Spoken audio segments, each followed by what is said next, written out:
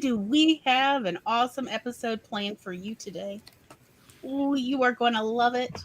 It is the coolest thing. It's second brain apps.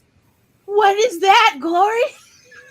I already have one brain. I don't need a second. The first one's not working great.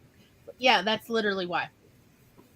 You may have heard of analog second brain apps. They're called paper with Post-it notes and a pencil or pen.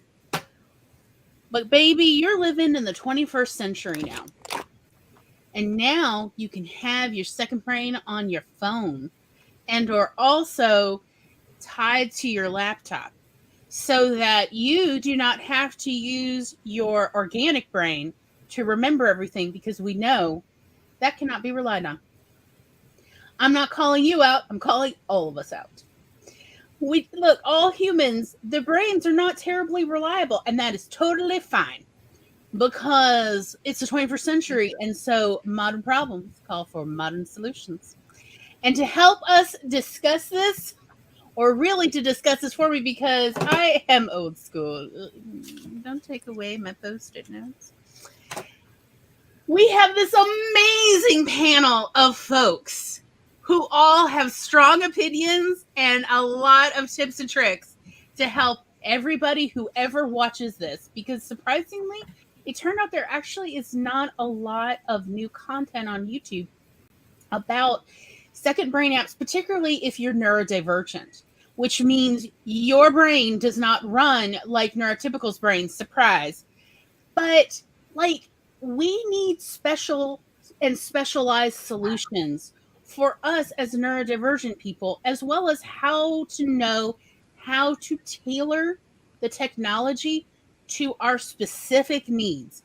Whether we're talking about you're trying to organize your book Bibles for your epic pirate series, or if you just need to remember to feed yourself every single day, not just days on the weekend, okay? Whatever your needs are, our amazing and talented panel can help you. So here we go. We've got Kat, Tom, Laura, Charlie, and Megan. Hello. And I believe this was originally pitched by Megan. Of like, second brain apps, let's do it. I feel called out by the food comment. Oh, honey, I'm calling all of us out. I know all of us. And every one of us has said to me this year, in 2023, oh, I think I have entirely forgotten to eat since like yesterday or the day before. And it's like, oh no. Like, yeah, that might be why I've been writing some really dark stuff. Yeah, it might. Go eat food. Excuse me? You literally said that to me, Laura. I don't know why I was writing darkness. Yes, you said. That's why I think I've been writing some really, like, for you, what is dark? It's like the terrible long dark tea time of the soul introspection. Not necessarily there's monsters under my bed and I'm pretty sure they want to eat my mom. You know, that stuff. But yes, the dark introspection. Yes, you told me. Hold up, I haven't eaten since yesterday, Glory. Like, honey, maybe that's why the journal got real dark real quick. So, without further ado, we do technically have an outline. Are we sticking to it? I don't know. Tom, put the can down and tell us what we're doing. I know for a fact, at least for me, because I was a dum-dum and forgot to add my stuff to the outline. Oh, okay. Yeah, I was like genuinely surprised. We got off the Discord last night and I kind of just went to sleep. That's okay. That's a good idea. To sleep. Perchance. I am, however, going to post it in the private chat. There's the Google Doc. If you should want to open it up and take a look-see or to edit and add to it. Because I'm sure there are things missing, because I got to be honest, it was me and Tom who look like, and maybe Megan who've edited it, and I don't have no idea what I'm doing. I just put in links and stuff because I don't know enough about most of these, but yeah. I am interested in learning. I have downloaded some of the apps, There's actually another one in here. So I'm definitely interested. Personally, I'm interested in the Android app, but we do want to be sure for this podcast to also cover Apple products, iOS, because all hardwares and softwares are valid. I am not judging. I just want everybody to be as functional as you're comfortable with.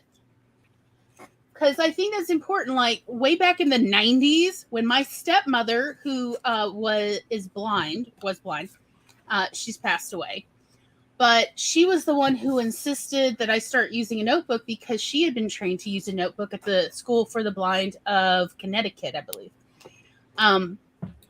And I was working at 18 years old. I was her assistant until I got hired by Internet Explorer 4.0 to sell ad space. But that was a whole other matter in the Philippines. Heather, hi, Heather. Heather says, I'm so old school. I have multiple paper planners. Yeah. But I understand that digital is wonderful in the moment. Spence says, I've eaten more than ramen for the last 2 days, I swear. One vegetable, that's all I ask. One vegetable and one protein a day. That's too much. I want the world. I want the whole world. Give it to me now. Cat is in the chat. Technically, it'd be a third brain if you have a second brain in your gut. Yes. You also have a third brain at the base of your spine. So technically, it's like several brains out there, but It's theorized that humans have up to 5 small clusters that are like brains. Because some humans, not all humans, because this is fascinating to me, some humans also have another like semi hindbrain cluster in their small intestine. Mm-hmm. But not all humans. So that's kind of fascinating. So who has that? It's neurodivergent people. Neurodivergent people are so much more likely to have an extra almost brain in near the top of their small intestine. Hello, kitty. also like there being the second or whatever number brain in your digestive system makes sense because especially with people with depression and anxiety, because a lot of times when you change how you eat, even if like you're like, but I'm eating healthy, but is it really healthy for your body? Right. Is it what your body? It can actually completely change. Well, not completely, but it can give a good oomph to your mental health. Mhm. Also, we are a community, not an individual. And if you're making your gut flora angry, they will punish you. Every one of us It's not just what's good for you, but it's what's good is for actually a Gotham City. Yeah. Every one of us is a Gotham It's just City. like in Osmosis Jones. Yeah, kind of. It's actually based in a certain amount of truth. Oh, I know. I love Like, that movie so yeah. much. Oh, the whole like the sneeze thing. Every time I get sick One and of I the take simple medicine, I'm words. like, yes, little medicine guy, go and destroy the bad things for me. Also, anytime I eat something suspicious, I think of that Futurama episode with the truck stop egg salad sandwich. Oof. You know, if there was a chance I would be eating that could happen, I would be eating egg salad at every truck stop in the United States and beyond. Every time I make an egg salad sandwich, I think about that episode of like, well, but would it be so bad? I know. I get so mad at Fry when he's just like, is it me or is it the worms? It doesn't matter. Doesn't matter. Why do you care? Yes. Give me the worms. To quote the Babysitters Club movie, the brain, the center of the chain. I mean, truth, right?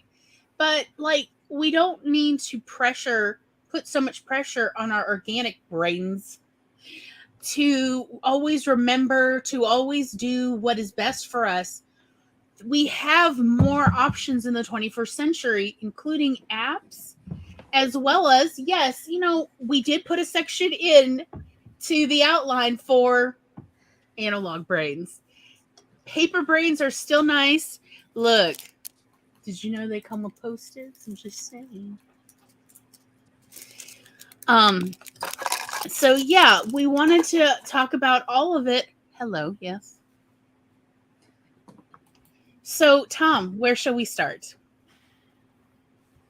I don't know. I am not really the one for All right, Megan. Well, should we talk? We sort of went over what a second brain is, but do we want to kind of go more in depth in what, like, I don't know. I guess really it should just be first, why do we need second brains? Because I'm a Let's Because the take the brain is judgment. fallible. Let's take the My judgment memory is out of it shot. that people tend to do, and let's talk about here's the benefits. Here's why you might want to consider one form or multiple forms, as Heather's already brought up, of having external brains. Well, first of all, I think it's important to remember that the human memory is the most fallible thing about us. Every time you remember something, you are literally retrieving it from your memory system and then re-encoding it back in. This isn't like a filing cabinet where you're just kind of looking at something, or a file on a computer. Those analogies really don't work.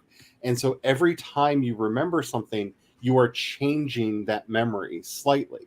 This is where you have to really be careful if you're someone like me who suffers from constant rumination, because a very happy memory can be re-encoded as a very dark, dismal memory through your own rumination and thought processes.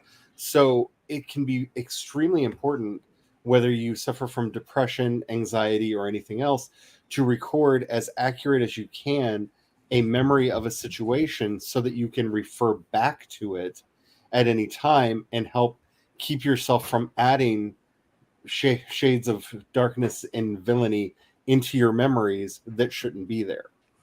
We should never think of our memory as an actually reliable thing. Mm-hmm. It is a story that we're telling ourselves and changing constantly. And that is why one of the oldest forms of, second brain that everyone should be familiar with, and people don't talk about except in the therapy circles, one of the most useful forms of second brain is the end of the day journal or diary. Yep. Of simply recording the events.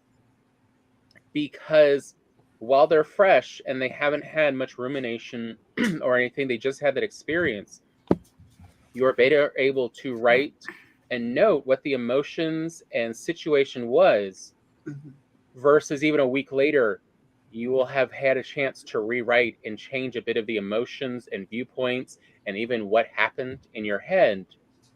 And so if you have something external you wrote to refer to it, it helps keep those memories from being misused by your brain to reinforce negative cycles of thought. When I was going through my unscheduled mental health vacation, I used the app Day One, which is available, I believe, on iOS, Android, and as a web app.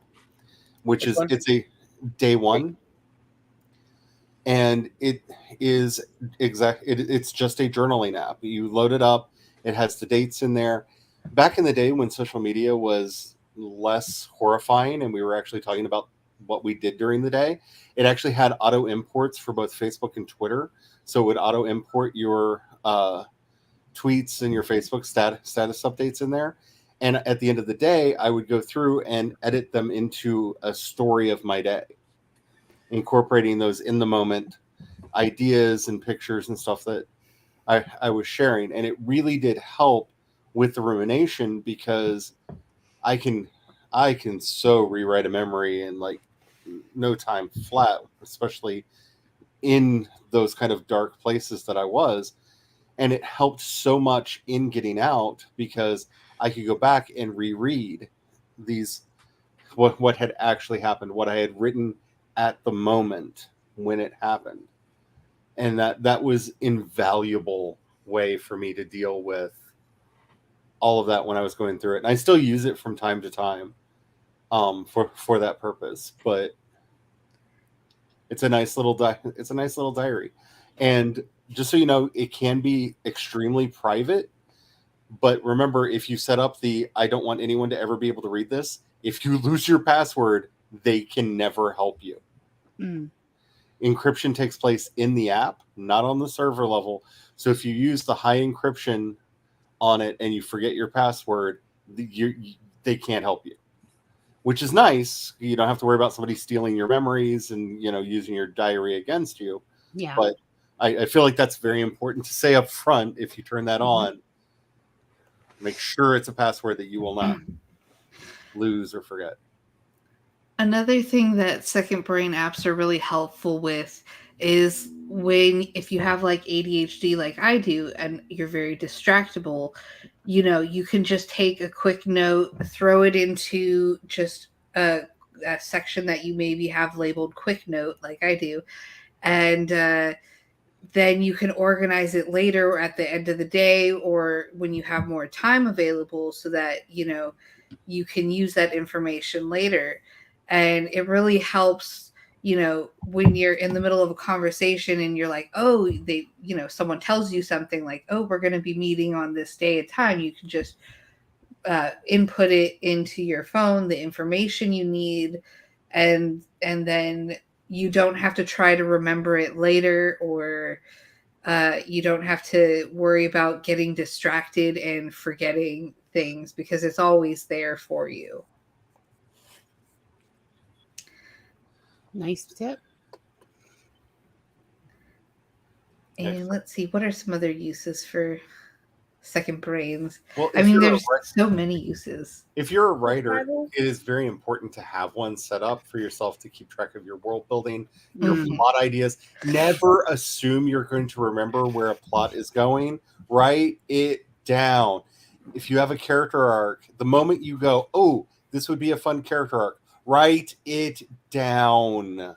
If you're writing something kind of like I do, that is based in reality and you're doing research, or even if you're not based in reality and you're doing research, use it to store your research so that you always know, like, oh, this is the source that it came from, so that way you can refer back to it later. And you can also keep your notes along with the link to the source that you have, so that way you can have it all in one place and you don't have to like try to remember, go through your search history to try to find it. Like it'll all be there for you, and it makes life so much simpler that way. And another thing you can use it for is to keep track of, like Kat mentioned, your story Bible, like the whole you're keeping track of your characters, your character worksheets, like what are your characters like identifying features and personality Random quirks. important items. Yes. Exactly. Or if you're like me and like to put in like a lot of weird random items that you have, like maybe I'll use this as a callback later in the series. If you're not writing those down, you're not going to remember them later. Exactly. And with some apps, you can also include information that is like, you can include pictures, like pictures of the characters you've created, or maps of the region that you have created, or maybe a map of a region that you're just writing in. You can input videos, clips, like with certain apps there's like space limits, like how much gigabytes they allow, but you can input a lot of different types of information and put it in one place, so that way you don't have to try and like remember where you've kept things. You can keep it all in one location, so you don't have to like have 50 apps open to get one thing accomplished, which I really like about it. Well, now I'm trying to remember, what is that? I didn't think about it as a second brain, but now that you've mentioned those, it kind of is. That website for it's like 15 plus years old. I just remember like it's a little green thing, and it was always to import your bookmarks. Oh, there are a couple of those, but yeah, that's what back in the day, like for anybody who isn't old like me and been on the internet forever, that's what Delicious. Like Evernote? What? Pocket does that. Evernote? I'm thinking of Evernote, but yeah, also Pocket. Yeah, Pocket does that. I use Evernote. I've used Evernote forever, because it has two features that I love. It can actually do to-do listing and stuff like that for you, and you can create and destroy notebooks, and I do that all the time, especially for a research project. Notebooks will appear and disappear in there.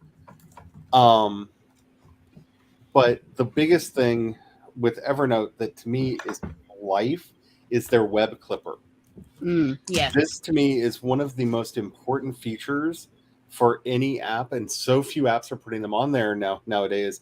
So when you're reading a blog post or you're on a website, being able to click a button, highlight the area that you want, it just grabs it, puts it into the folder that you told it to put it into.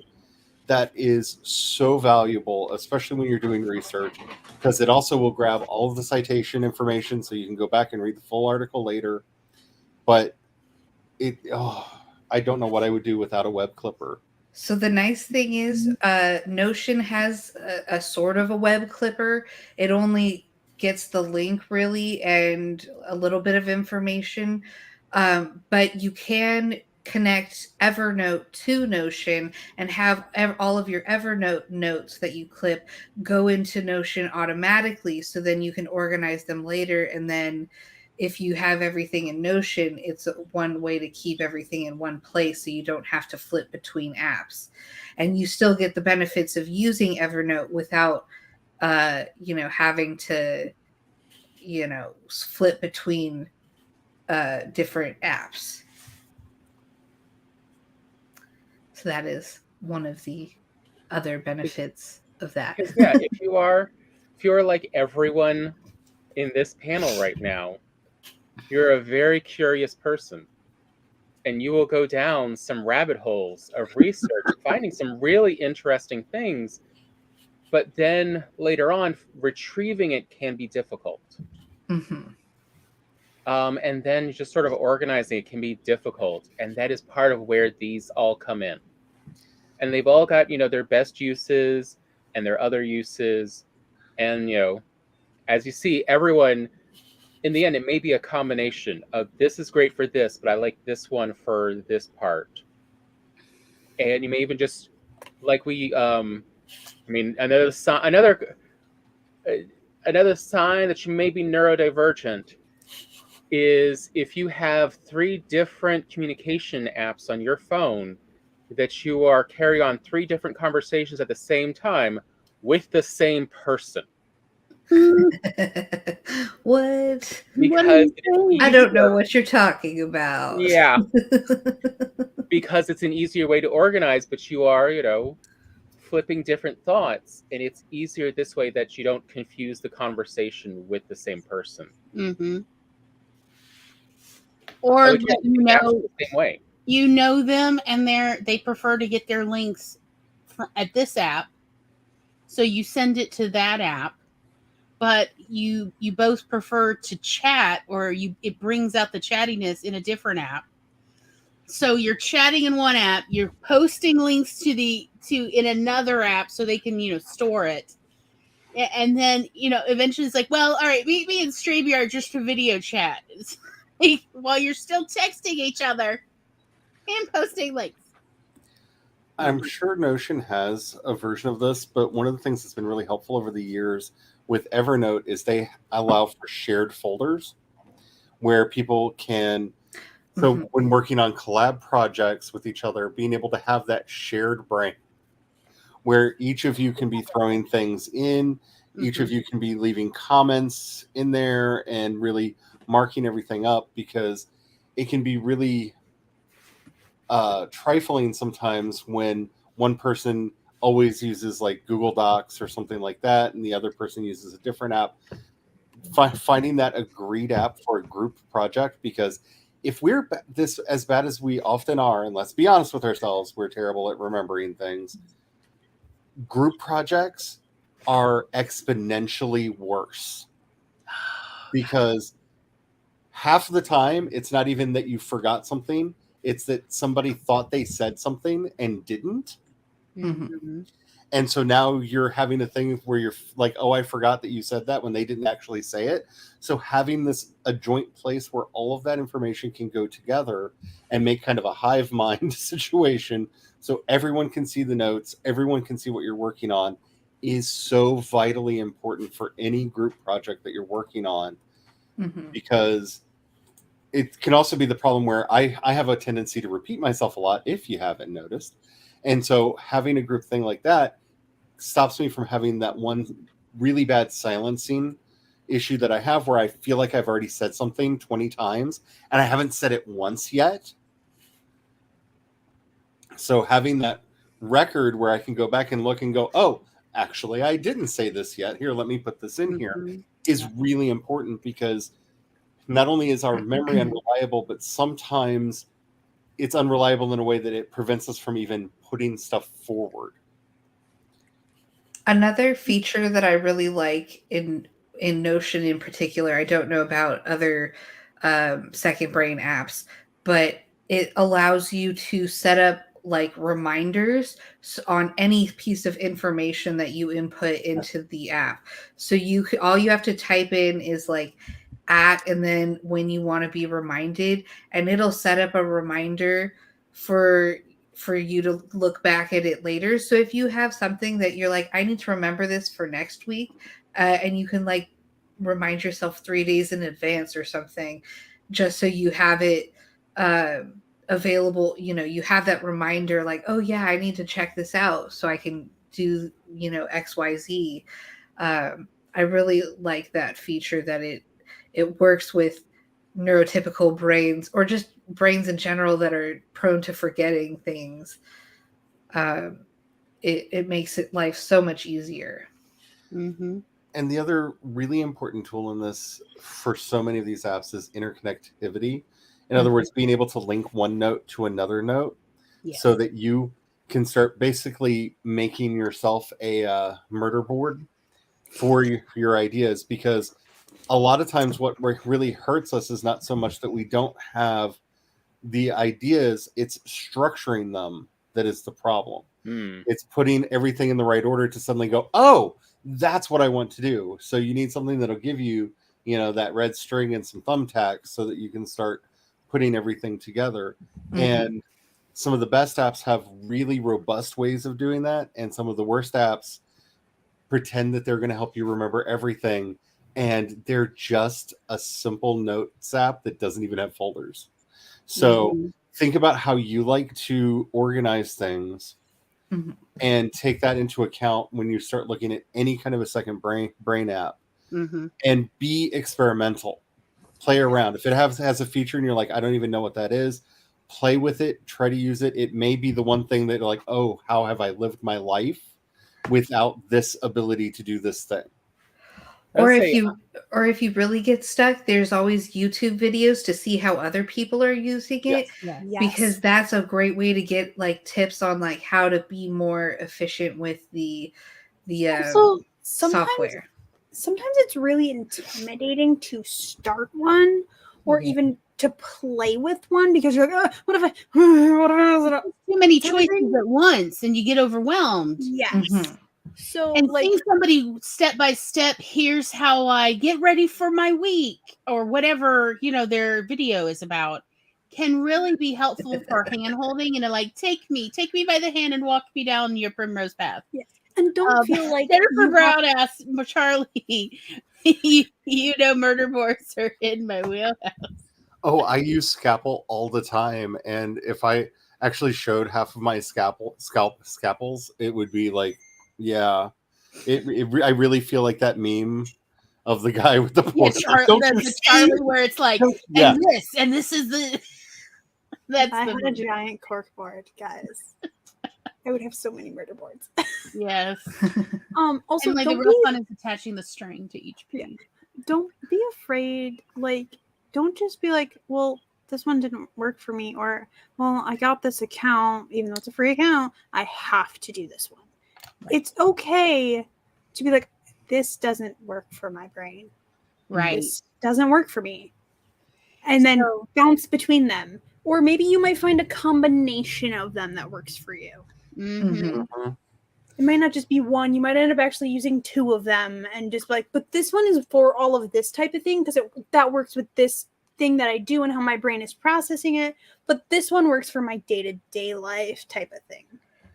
the most important part in all of this is figuring out your daily practice. Like, Mhm. what are the tools that are going to be most accessible to you?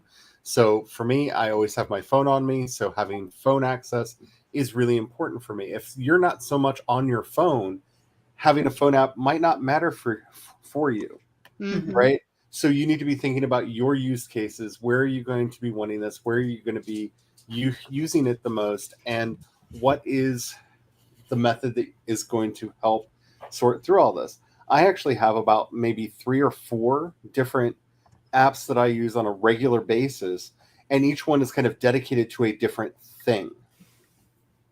So I know, and because of the way my brain kind of works differently on those different topics, so when I'm doing stuff for Creations Past, I actually have like a very elaborate folder structure in the Notes app on my phone that works better than any of the other apps that I use.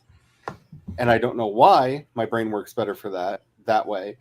That does not help me at all when I'm doing story work or just general life stuff. But for some reason, for those projects, those apps in my notes app, just that's how my brain wants to do it. And really developing kind of an introspective gaze where you're not just looking at this as, well, is it working? Because is it working is not the question you need answered. The question you need answered is it working for me? Mhm. I could probably adopt Megan's routine and make it work, but it's not how my brain functions because brains are very different. So don't just think that you have to adopt somebody else's thing and have it be just good enough. The whole point of this is to adapt anything that we're saying and actually have maybe a day of the month or a day of the week where you sit back and just evaluate, is this working for me? What could I do to improve the functionality of the system that I have? Because if once you start working in this realm, you really are moving into system thought. And so you need to be questioning every little thing. Are the tags not working for you? If you're never clicking the tags, why are you spending all of that time figuring out what to tag everything with? That's just eating up your time and energy that you don't need to spend on things. So making sure that you're giving yourself a moment periodically to just challenge the way you're using any of this technology and make sure that it's actually benefiting you and your needs and not just it's good enough to get by. Right. I find that everybody's brain works differently, like, especially with writing processes. Like, there's a whole spectrum of how much do you need to plan out ahead of time, how much is record keeping after you've done something, how much is just feeling your way through. And I think that's the same way with this. Is something that works for some person might not work for the other, and you might be on a different wavelength of what do you want to be recording. Because like I mostly just go analog because that's just how my brain rolls. So but I use it for the foreplanning, the recording of the execution, and sometimes when my brain is okay, I will do a month in review type of page. Like, how did it go? What did I accomplish? How do I feel? Type of thing. So there's all different sorts of things you can use it for. I don't know if they have an Android app, but there are times when I just don't feel like typing anything down, but I need to preserve a note on something. And while voice dictation has gotten a lot better on a lot of apps, sometimes when you're in a hurry, you don't have time to check and make sure it got all of your words right. And then you go back and you read the note and you're like, I have no idea what this is because it got like the key words wrong when it was typing you up. There's an app that I have on my phone. It's called Just Press Record. And it's literally that. You load it up. It's a big red record button. You tap it and it starts recording right away. But it it automatically makes a transcript of everything that you record with the app. And I can put that into my notes with the audio file. I can just ship it off to Evernote or wherever I'm going to want it later. And that way, if the transcription is wrong, I can hit play on the audio and hear what I said out loud and go, oh, that's what I actually meant for this note to say. And that has been very helpful, especially when on the move. And that's kind of what I'm talking about a lot when I'm saying find the things that are going to work best for how you function. Because I know, I was that kid that had the micro tape deck when I was in school because I could very quickly capture all my thoughts. Those never got typed up, but they did get listened to again. And apps like Just Hit Record are really nice because I can have that experience again, but it's already typed up. So if it did type it up right, I can just copy and paste the text wherever I need it. So, kind of with that and with what CB put about, like you plan them and then you never follow through with them, sometimes you might be overcomplicating it. If you are neurodivergent, simpler is probably better. So, because I'm thinking about this just because I am reading a book on organization. I'm like, this works digitally, not just physically. Put it where you use it. Don't put your character information for your main character in your buildings. For example, like that's just the most drastic one. My brain was like, yeah, don't do that. But like, maybe simpler and then put it where you're going to use it, kind of. Also, situation. I've tried the whole like set a timer, have an alarm that goes off to remind you to do things, and it works for some things, not for others. And so I've resorted to having a friend text me every day when it's time to take my meds. So it's like I would feel so guilty if I didn't take them when they took the time to personally text me. So it's like I took them, thank you. So like so Yeah, you got to find workarounds that work with your brain in particular. Like I have my Notion set up so that it is all I have to do is when a thought comes into my brain, I just input it into the space that it needs to go in, and then I can just let it go. And I have it set up so that it's so easy for me to do what I need to do that it takes almost no effort at all to do what I need to do. And getting to it took a lot of work to get to that point. You might have to invest some time initially into like setting up a new system or setting things up. But once you have things set up, once you have it working for you, then it's really easy to just maintain. And when it's easy to maintain, you know that you found something that's working for you, because it won't be a chore once you've figured out what works with your brain.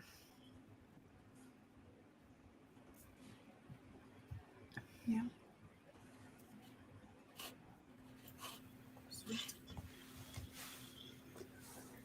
I would like to just give this little bit about my own experience.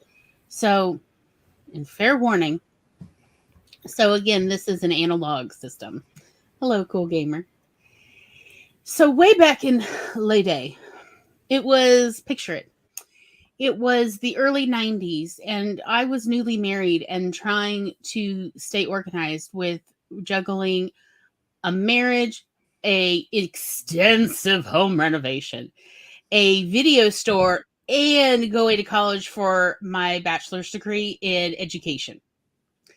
And I was drowning. And this was before anyone in my family realized that I had ADHD, which is hilarious now to look back. But there was this idea of what ADHD looks like, and it was a very, stereotypical idea of a male presentation. It's hilarious. When I did finally get diagnosed, my psychologist told me of like, he was the diagnosing expert in this. And he's like, well, actually, it's not ADD, it's ADHD. And I'm like, excuse me, what? I already had a degree by that point. I had gotten my bachelor's degree in elementary education with a specialization in curriculum and special education.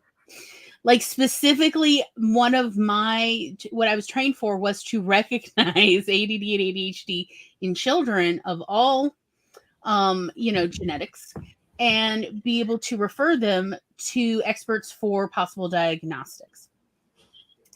And I'm like, but I'm not hyperactive. And he's like, are you joking? I've literally watched you move 26 times in the last 2.5 minutes. I'm like, is that not normal? I just trying to get comfortable. He's like, yeah, no, you are not normal. No. What? He's like, did you come in here thinking you were normal? That you were just gonna, I was like, no, I don't know what I thought. He's like, there's a reason I specifically did not give you a spinny chair this time. Did you notice I switched chairs on you? I'm like, yes, I was disappointed. He's like, yeah, that's because you literally spun 360 3 times in our last meeting. And I wanted to make eye contact with you. I was like, but I hate eye contact. He's like, yeah, I know. I figured you might give me some guff, so I wanted to prove to you. Yes, so manipulative. But anyway, okay, so picture, this is way before that. And I'm trying, like, my house is so cluttered. Oh my God. Because I've also married somebody who also was undiagnosed ADHD as well. So the two of us, he came with 3 entire storage units full of household things that he had never organized or thrown away or whatever. Every time he'd get deployed by the military, he'd put his entire household of things in a storage unit, pay a year's worth in advance, and go to deployment. And when he came back, did he unpack his stuff out of the storage unit and set up house again? No, he bought all new things. So this is what I married into. And so I was trying to get organized. And I came across a lot of this talk on bulletin boards so long ago. But it was digital bulletin boards, not physical ones, talking about the fly lady method. Now, I want you to be warned now. The fly lady, definitely, I don't really do her stuff much anymore, in part because I would say that she is more conservative, dare I say, possibly regressive. So I'm not trying to tell you to go to her website or download her app, because things have changed. And just like the rest of the South, 20 years ago, she was far less exclusive, I guess I would go with. But this was 20 years ago, and this is what I want to tell you. So anyway, I found the fly lady, and she had a small website, but it was really just you sign up for her emails, and she would email you her daily essays, her reminders. You would get 15 reminders a day to do various activities like put on your shoes, brush your teeth, make your bed. And, it helped. But in her story, she talked about where she got her original organizing stuff from 2 other women from the 80s, Jill, who had a whole organization method that was based in 3x5 cards. In one of those kind of little kitchen boxes, like recipe card box. And how you're supposed to go through each of, your daily cards every day. There were like 5 daily cards that include food. Have you eaten? Have you made food for your family? And laundry. Have you thought about it? You could probably reboot the washing machine, that sort of thing. And while she appreciated these women's organizing, she just found that the 3x5 cards didn't quite work for her, in part because she didn't really. So the idea was, if you are the kind of person who pretty much your kitchen is your quote unquote landing place, that's where you're spending most of your time. So yes, this was geared at housewives and house spouses. Let us say house spouses.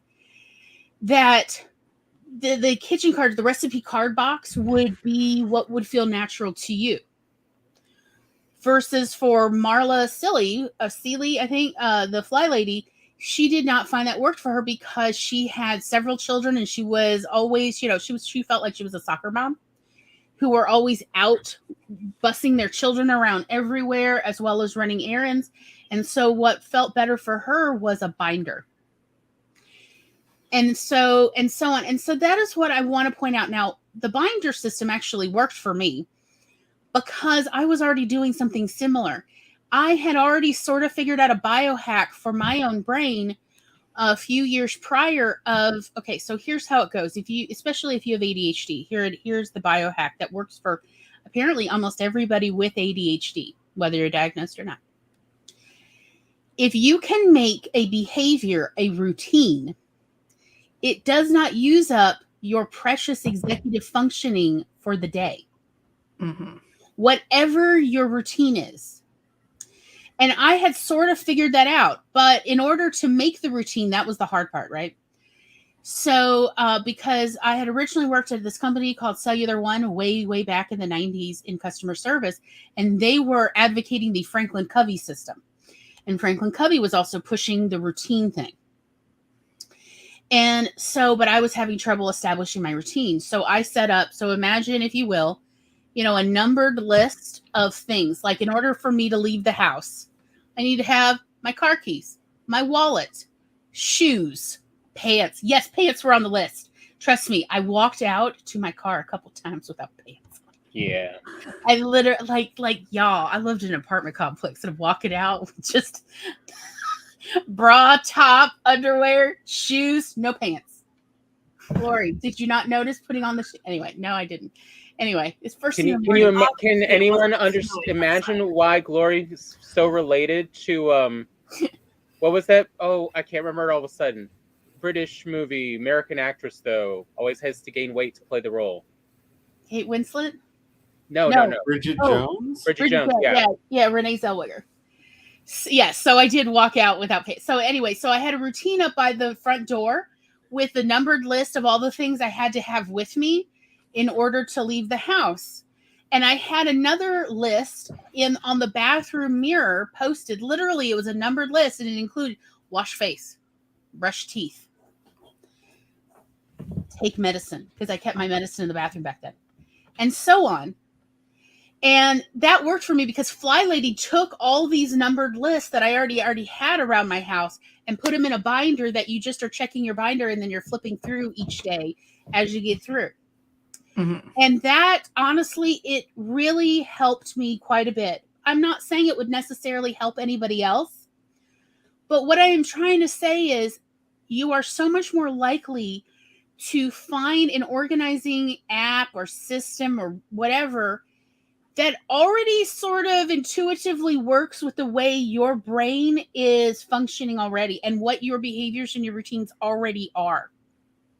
So again, if you check your phone a bajillion times every day, and one of the things you always open up, say for instance, is Instagram, I'd highly recommend that if you find an app that you really like, put it right next to your Instagram button.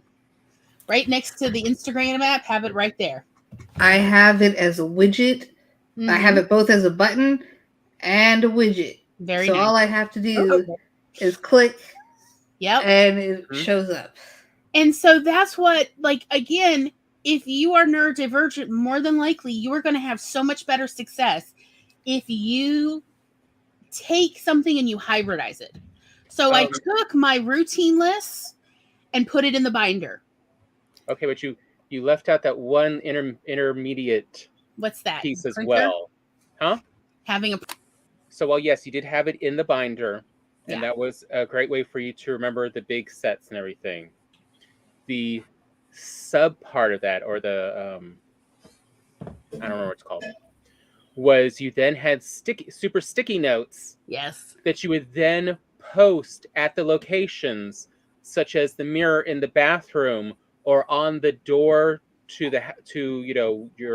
leave the house, as well as the door beside your bedroom. Mm-hmm. Set in a particular shade of sticky note that stood out to you. So remember, not all the sticky notes work for you. Yes, not all the colors are eye-catching for me. Mm-hmm. And you would write on there in bold marker. I had to use Sharpies. Yeah. What the note is to remind you, because your eyes would always scan over, but yes, truly. Exactly. And that was the other part that really helped you is I needed a visual reminder by the door. Check the leaving the house routine. So I'd go back, I'd remind myself essentially every time I tried to leave the house, I'd see the, it was actually super sticky this size, written, check the house, leave the house routine. And like, there might even be like a couple quick words such as pants, keys, wallet, like a short abbreviated version. But the longer version was in the binder, and the binder was always out and open on a table. But again, that is because I needed something already open. And this was way before smartphone. This was so long before. This was before I even owned a laptop. I only had a tower computer. And my God, those things were not convenient. Partly because they were so huge. And the monitor, y'all, the CRTs. The legends do not tell you how huge they were or how heavy. So I couldn't put a CRT just anywhere in my house because at the time I mentioned the incredibly extensive DIY renovation project. The floor could not handle the weight of my desk with the tower computer and the CRT. So it had to be in a corner of a room where it could handle more of the weight on the floor. Otherwise, because Tom already walked through and fell through the floor once in the living room in the house. No. Oh, yeah. So again, I had to figure out what works for me and not give up. Now, this is what I want to tell y'all. And then we really will go to break. But here, I want you all hear me. If you're going to hear one thing I say, this is the thing to say. There is only one trait that humans possess that is the clearest indicator of future success. There is literally only one trait, and it is persistence. Amen. It is not intelligence. It is not education. It is not genius. It is not gender. It is nothing but persistence. So that means you do not take no for an answer. You do not take one failure as, oh, I just can't learn. Oh, I just can't find an app that's for me. No. I want you all to be successful your entire lives. So this is the one thing I'm trying to teach every one of y'all if you don't already own it. And that is persistence, persistence, persistence. You just keep trying and you never give up. If you are old enough, you may have seen in many schools, I saw them, there is a photocopy image and it says never give up at the bottom or something like that. In the picture, the drawing is always a pelican, and coming out of the pelican's mouth is a frog that is trying to strangle the pelican. And at the bottom, it says never give up. And like, I want you to think the frog is in the pelican's mouth. What's the core memory unlocked? Yep. You can literally just search never give up frog. It's the never give up frog. Different versions. Yeah, sometimes it's a pelican mouth. Sometimes it's in just a regular bird mouth, but the frog is coming out and still trying to strangle the bird. And that is the surest indicator of future success, is that you have cultivated the personal human trait of persistence. And the reason why is because life is hard, y'all. Everybody has a tough time. Yes. Who hasn't seen this? Here, you've now seen it. The never give up frog. Yeah, I never saw that. I can't say I've seen it either. That, yeah. How have I seen this? Yes. I feel like I should be the one who hasn't seen this. Yes. Heather has seen it. Yep. Everybody does their own version of it. All versions are valid as long as the frog is still trying. Because this is the surest indicator of future success. Take it, put it in your Notion app, copy it over, whatever you need to do to remind yourself, never give up. Because you cannot find success the first time or the second time or the 5th or the 10th or the 20th time. because you're neurodivergent. So you're going to have to blaze your own trail. And you need to remember that. Never give up. That frog is halfway down that bird's throat, and the frog is still like, no. That is the point. And that's what I really want you all to take away from it.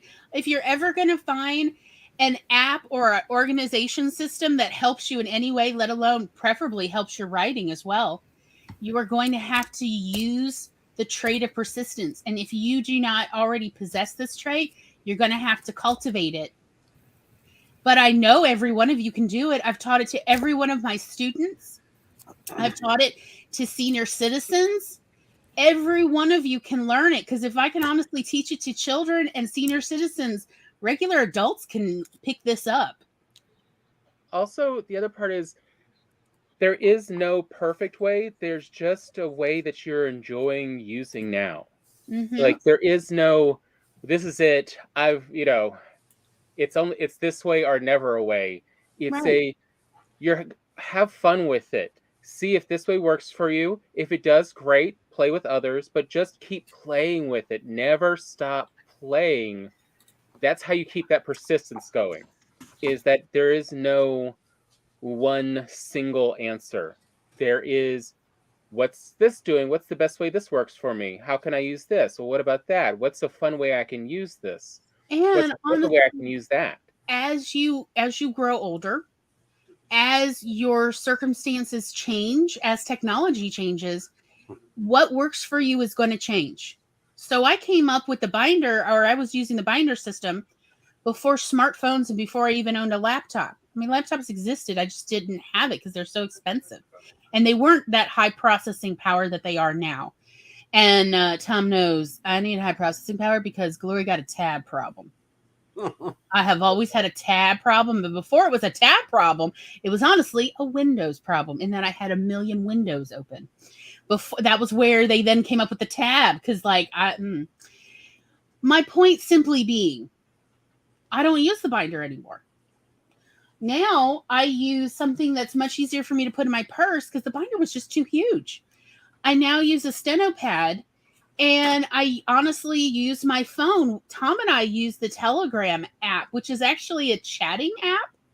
And I use it to organize my stuff because, again, what was available 10 years ago app-wise just wasn't working for me organizing-wise.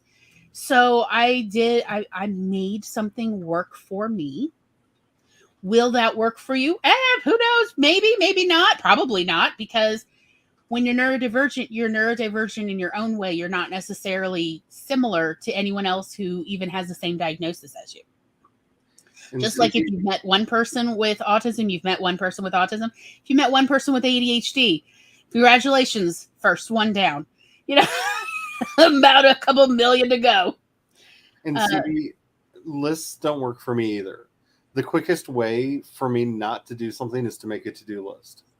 That is the quickest way for me. And I have found some hacks, and after we get back from the bio break, I'll talk about that. But yeah, lists are the bane of my existence. They're the quickest way to cause anxiety in me and get me into an anxiety spiral that will never end, and that project will never get done.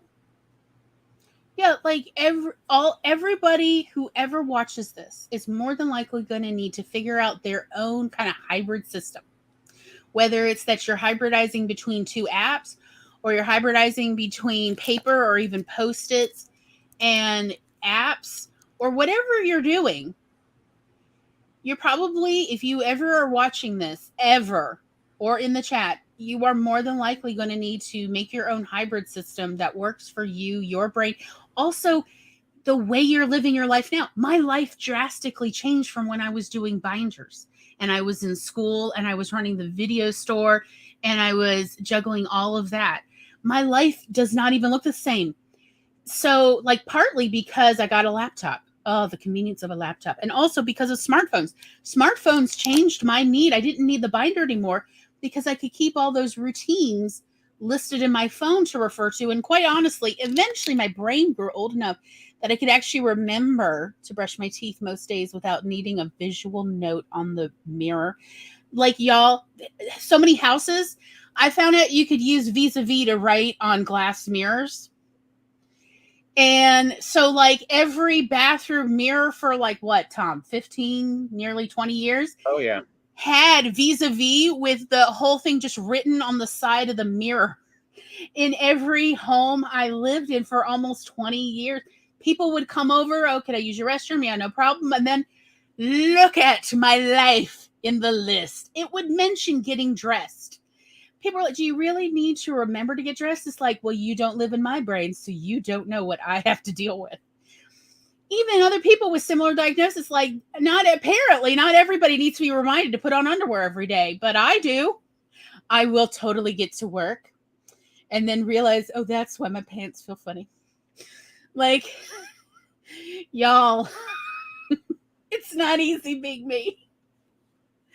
So again, you're going to figure out what works for you. And here's the one thing I did learn, and I would like to share with you, and then we really will go to break. People made fun of me. What, 10, 15 years, the first 10, 15 years of those lists, Tom? Oh, yeah. Most people came in my home, including my mother, made fun of me for these lists, that I had the most routine things on these lists, that I had those. And, you know, at first I took the list back down and I'd only put them up when I didn't have people over, and I'd take them down anytime somebody said they were coming over to my house. And so many of these papers, like they would be there, and then I put them back. They had like multiple layers of tape on the corners where I would tape them back up because I was embarrassed and I was literally shamed by people for having these lists. That is the one thing I would like to impart with you. And I realize in the 2020s, most of y'all are like, well, F those people.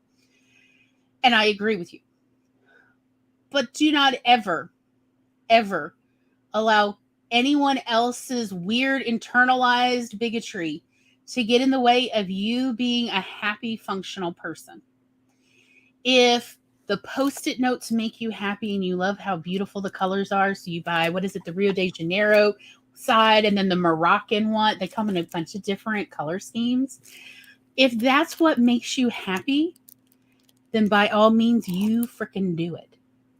If that is not what makes you happy, don't let anyone bully you ever into using Post-it notes or into using any particular app or, oh, you should only write your list in pencil, never in pen. You would not. I have been bullied about every single thing I've ever done to be functional, including, I can't believe you use pencils. Yes.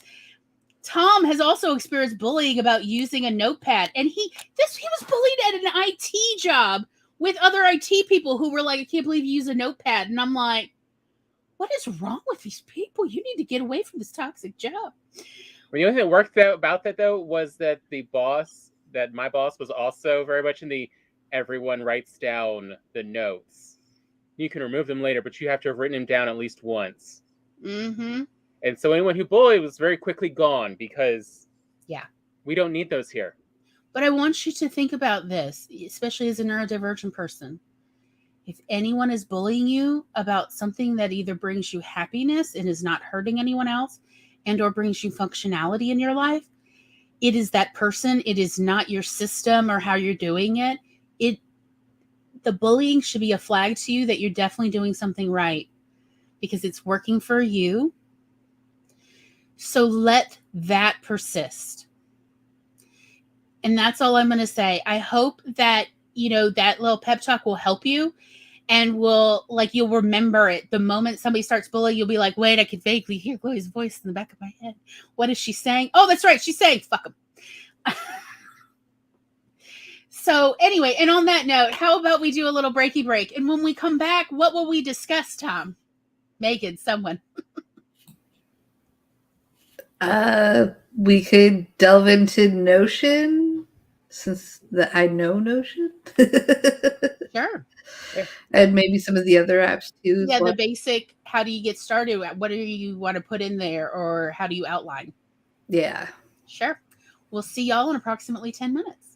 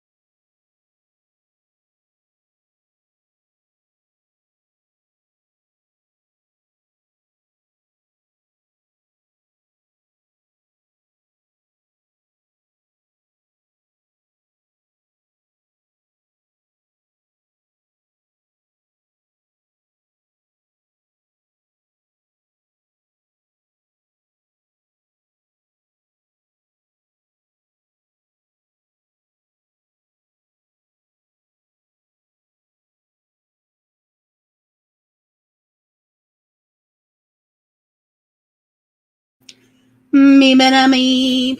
Me-me-na-me-me-na. Me-me-na-me. Me-me-na-moo. Me-me-na-me-me-na. Me-me-na-me. I'm going to be honest, you scared me. I'm eating cinnamon waffles with vanilla ice cream. Nice. Num num num. I will be off camera for a bit while you Okay. let me know. I'll make popcorn. Ooh. And I found a bagel in the freezer. Shawarma chicken with roasted potatoes and squash. No. Ooh, yummy. Brian felt fancy. I hate you all.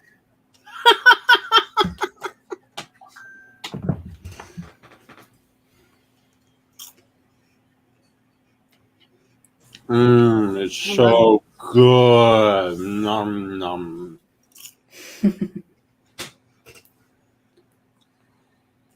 You know I live on your hate. Yeah, but I don't have any of these things. Like, I'm gonna have cream mushroom soup for dinner. And then tomorrow I have to be on a liquid diet. So I hate you. No. Oh. I'm sorry, sweetie.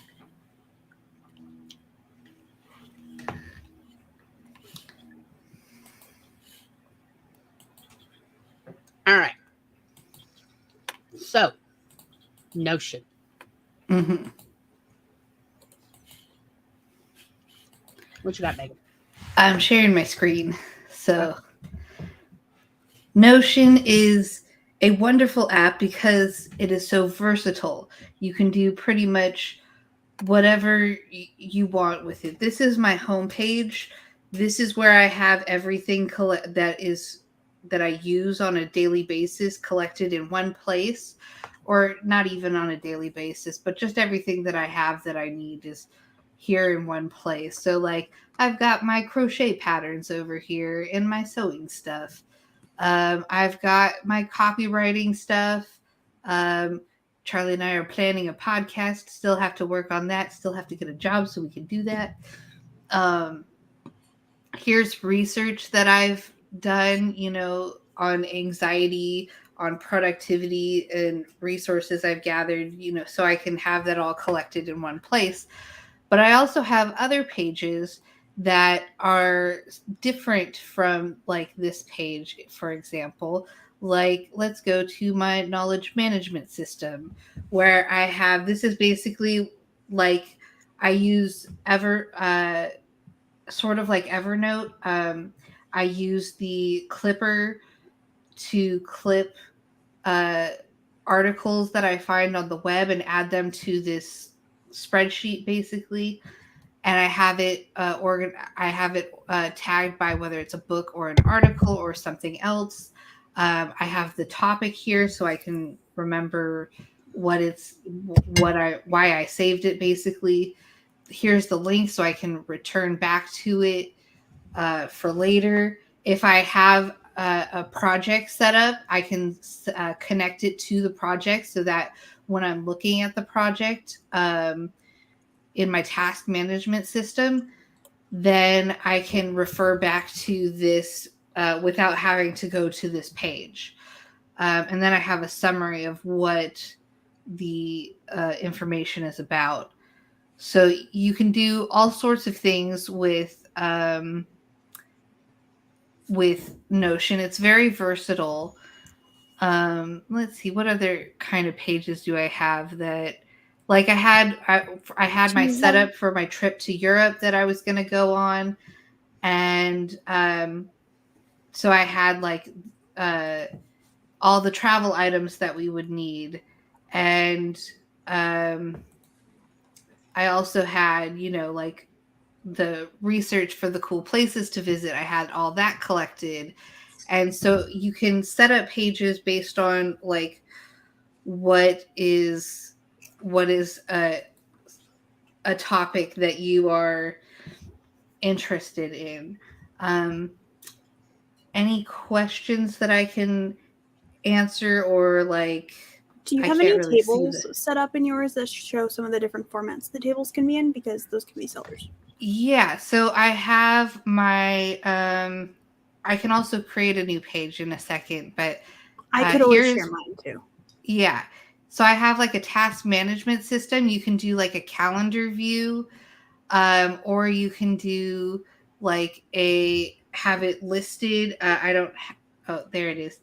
So it has like everything listed. These are my completed tasks. You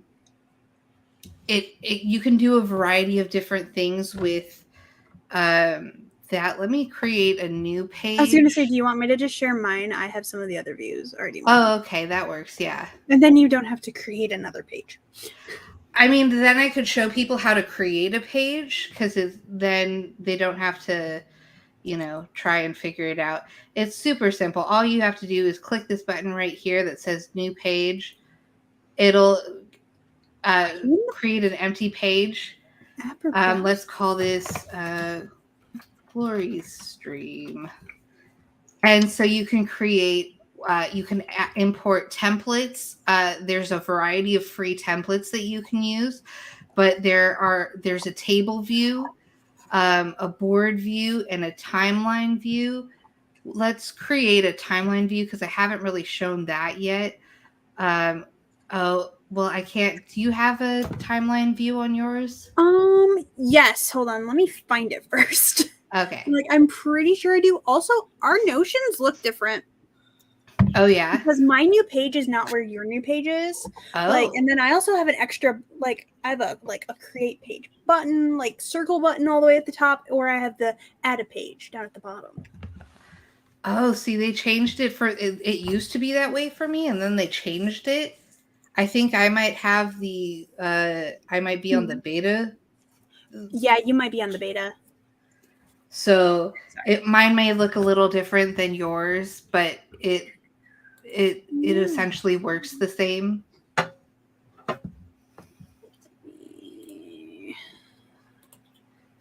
I'll just make one of them have a timeline view. And then, okay, hold on. Share screen. Okay, so because you can have tables in multiple views, so this is the normal table view, and then here's the timeline view. So if I add a new task and give it a due date of tomorrow, it's gonna pop up there.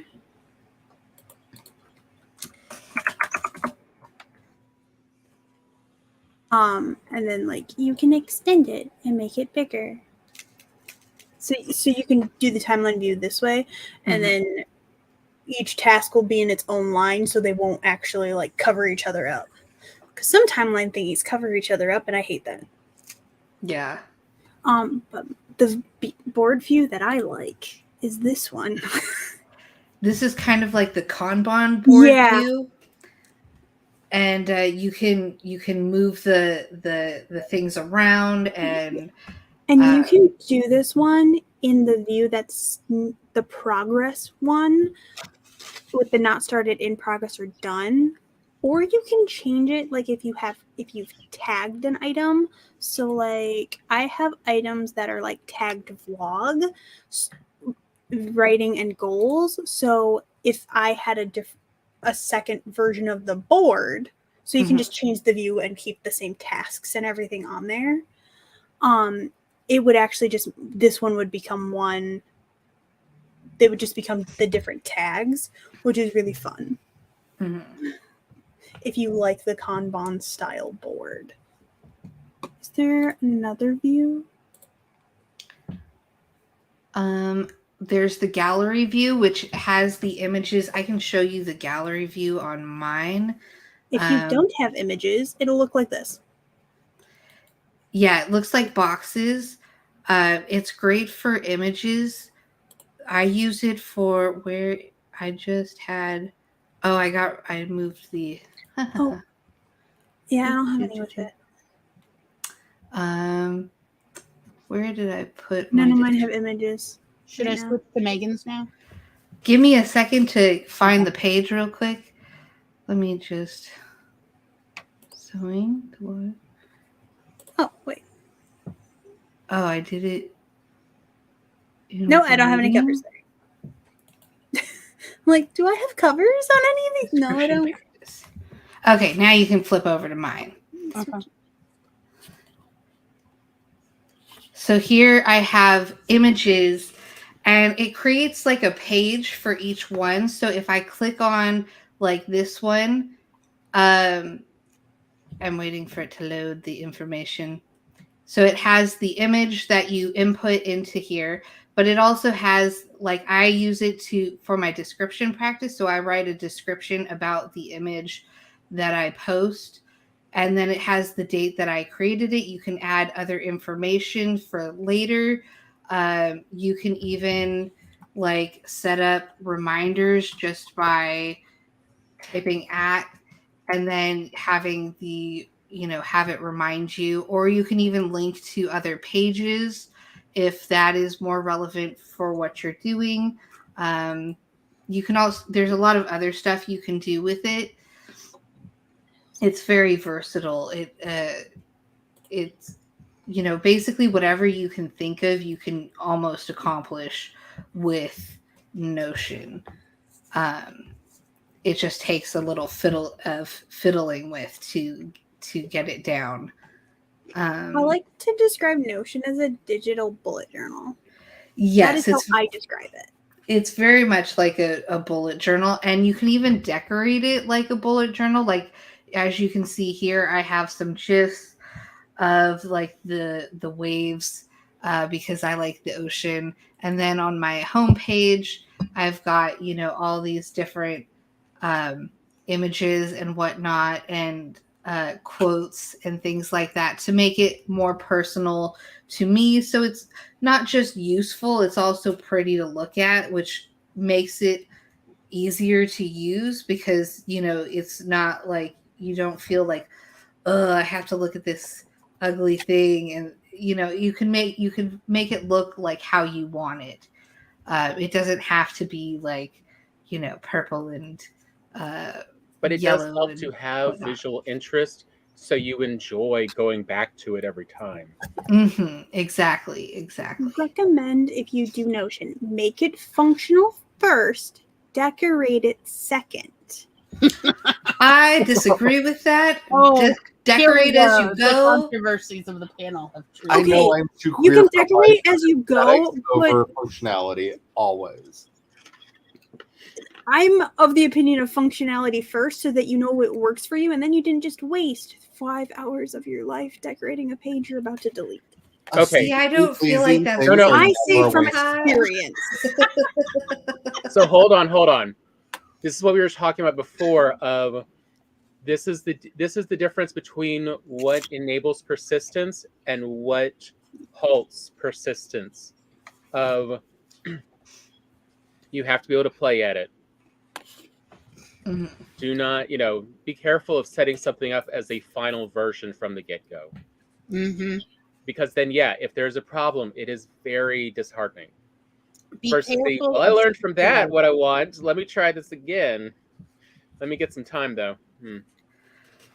So I wanted to, before I forget, to take a moment to show you guys my story Bible for the novel that I'm writing. So you can kind of see what I do to organize everything. So right here, I have some titles that I've been working on, a nice pretty image to help me, keep with the theme of it. I have a page for every single character I have. I also have a character list so that I keep track of it all. And if you click on the character page, it takes you to the page where I have an image and a little table with all the important information about the character so that I can quickly find everything I need. And then here I have all the questions about this character so that I can remember everything that I need to know about this character. I also have like a playlist because I can connect my Spotify to here. So I have a playlist that is connected to this character and helps me get into the character's personality. So that is one way to do that. Then I also have a page for each setting that I have in this story. So, for example, I have this community center that is a real place. So I have information on the community center. I have a map where it is located, so I know like they have to cross this street to get to it, or the parking lot is over on the west side. I don't, when I'm describing it, it makes it easier for me to do that. I have like the timeline for the story written out. I have it all. It's a big document, so that I know what happens in the story. And then I have all my research down here. So I have it organized. I have a page on the oldest restaurants in California. I've got videos from 1964 that I found on YouTube. If I click on that, you can see once it loads, finish load. You can even watch the videos inside the Notion app, so you don't have to click on the video to go see what the video is. And then let's see. And then I just have like notes and stuff. So I have a little template here so that I can duplicate it anytime I want to. Like if I create a new story with new characters, all I have to do is click on this, click on these buttons over here, and then go up to duplicate, and it'll duplicate it for me. Or I can even just duplicate the page, and it'll duplicate everything inside the page for me. So that way you can create templates for yourself to use later for a variety of projects. Yes, templates, especially once you've figured out what works for you, make a template, because then you don't have to every time make it from scratch, because that becomes tedious and exhausting. And then you're like, I don't like this anymore. It's not working for me because I'm having to redo it every time. Mm-hmm. But when you make a template, it's a template. Yeah. It's always there for you to reuse. And one thing I like about Notion is that you can't really mess up with Notion. Like if you do something, you can usually undo. I mean, I don't think there's actually an instance where you can't undo it really, except for if you don't have the paid version, you can't get things out of the trash can after a certain point. You also can't undo things after a certain, like, after, yes. Like you can like undo it once, but you can't like undo it twice. I can't remember, like there's a number there where like you can undo it this amount of times, but you can't. If you realize you're like, oh shoot, I need to back up 5 steps, you can't do that. I think it depends on like I don't if you have the free version, you can't do that, is what I mean. So just but it's also not like if you mess something up, it's very easy to redo it. If you like decide like, oh, I want to move something over here, but then you decide, that actually looks really terrible, let me not do that. You can just move it back really easily without, and you can move multiple things at a time if my thing would let me. What? Okay, I can do it on my other. There we go. Okay, and then you can move both of them at the same time, and move it back. So you can rearrange things to make it the way you want, and if you don't like it, you can always move it back. It's very. It's made for playing around with. It's not meant to be a static document that you just, it's meant to be used as you use it. It's not meant to be. It's adaptable. Yeah, that's the word I'm looking for. Also, you can, like, if you're like, I need this character template, like, not on this template page anymore, but you don't want to, like, copy and paste it. You just want to just move it. You can actually should be able to just drag it to another template page, or, like, copy. Or you click this button, move to, and it'll let you move to any page, and it'll just drop it at the bottom of that page, so you can move things anywhere you like, rearrange pages any way you like, and then you can undo it if all you have to do is maybe make a new page and then move everything back over if you deleted the page before. It's very easy to fix things if you mess things up. It's easy to fix. If you want a step-by-step tutorial on Notion, Tiffany, her channel is TL Russ Lifestyle, has a great tutorial. TL what?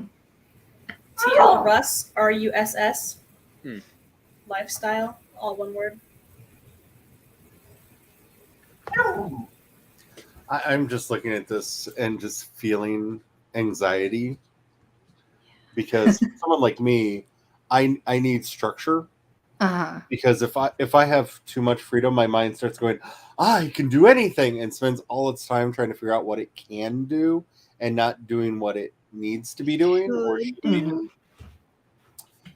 And that's why, like, for my stories, I have fallen head over heels in love with Plotter, and I've used a lot of apps for my stories brains over time. And I guess I should say I am an affiliate with them, so I think I have to disclose that every time, especially since this is on my channel. And if you are watching this on my channel, there is an affiliate link below. But I actually did that because of how much I really, really like the way that they're doing and the updates that they're doing. Because they do offer a lot of templates, so you can make your own templates. I love that they are constantly adding new templates for character and plot in there, as well as different ways to conceive of scenes. Because for me, structure is the one thing that I lack, because I am a wild weed that just grows wherever I can. And if I'm not pruned back, nothing will be done. Absolutely nothing will be done. And sorry. Continue. Oh no, I was just saying, I love the idea of Notion. Like it's a wonderful idea for me, but it's a little too flexible sometimes. It's way too flexible. I would spend all my time trying to figure out what to use it for and not actually using it.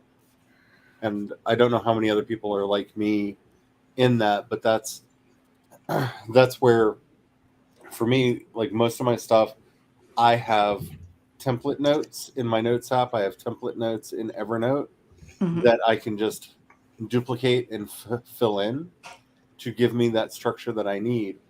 Because like I was saying at the last break, the quickest way to get me not to do something is to present me with a checklist, because my brain doesn't start panicking over, can I do everything on the list? My brain immediately connects to, is everything on this list that needs to be on this list? And so I will just obsess over whether all of the to-dos are actually there and not actually doing any of the things that are on the to-do list. So for me, I am the queen of timers. Anything that is time sensitive, I have so many timers on my phone. It's ridiculous. Over the years, I've used a lot of different apps for that. Remember the Milk was one of my favorites. To Do is the one that I use right now. It's the number TDO. It's the one that I use right now. I don't know if that one's iOS only or not. I think it's available for. I think that's available. That's what I was. And CB, I believe it is. Notion is available in the UK. I'm not 100% certain, but I'm pretty sure it's available in the UK as well as in the United States. It's not an actual link, but if you just copy and paste it or type this in, I just put it in the chat. It's notion.so. And that should, because you can use it on one browser or you can get the app. I have both. It's so useful because you can. I like to sit in bed. Oh, and sorry. There's the computer app. There's the phone app, or you can use the browser.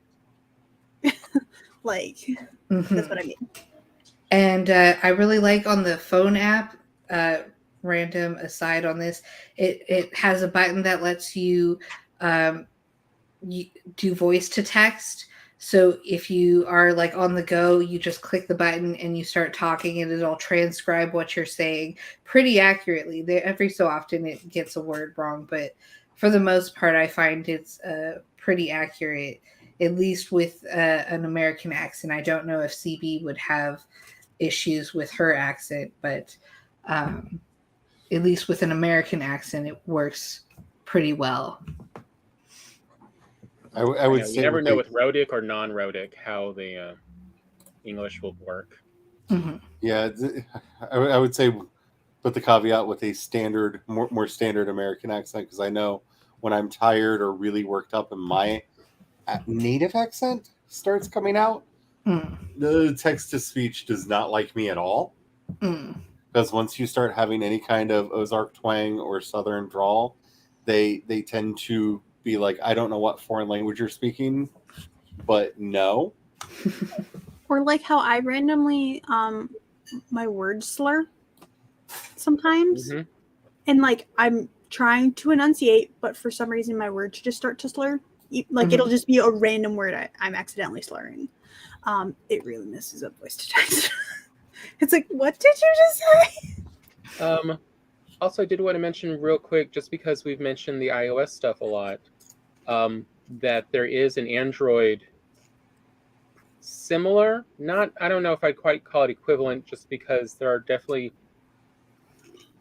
Apple Notes has some different features, and the same for Android, but Android's version is called Keep, K-E-E-P. That's the Google version specifically. Yeah, I mean, Google owns Android. So you can use it on iOS too.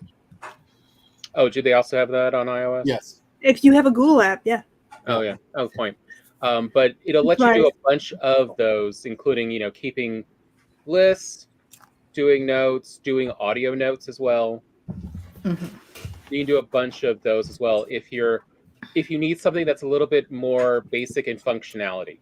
If there's too much, if you're like Charlie was talking about, if there's too much play in the app, then it's easy to get distracted. You may want to go to something like Keep, where it gives you a few more functions than Google Docs will. And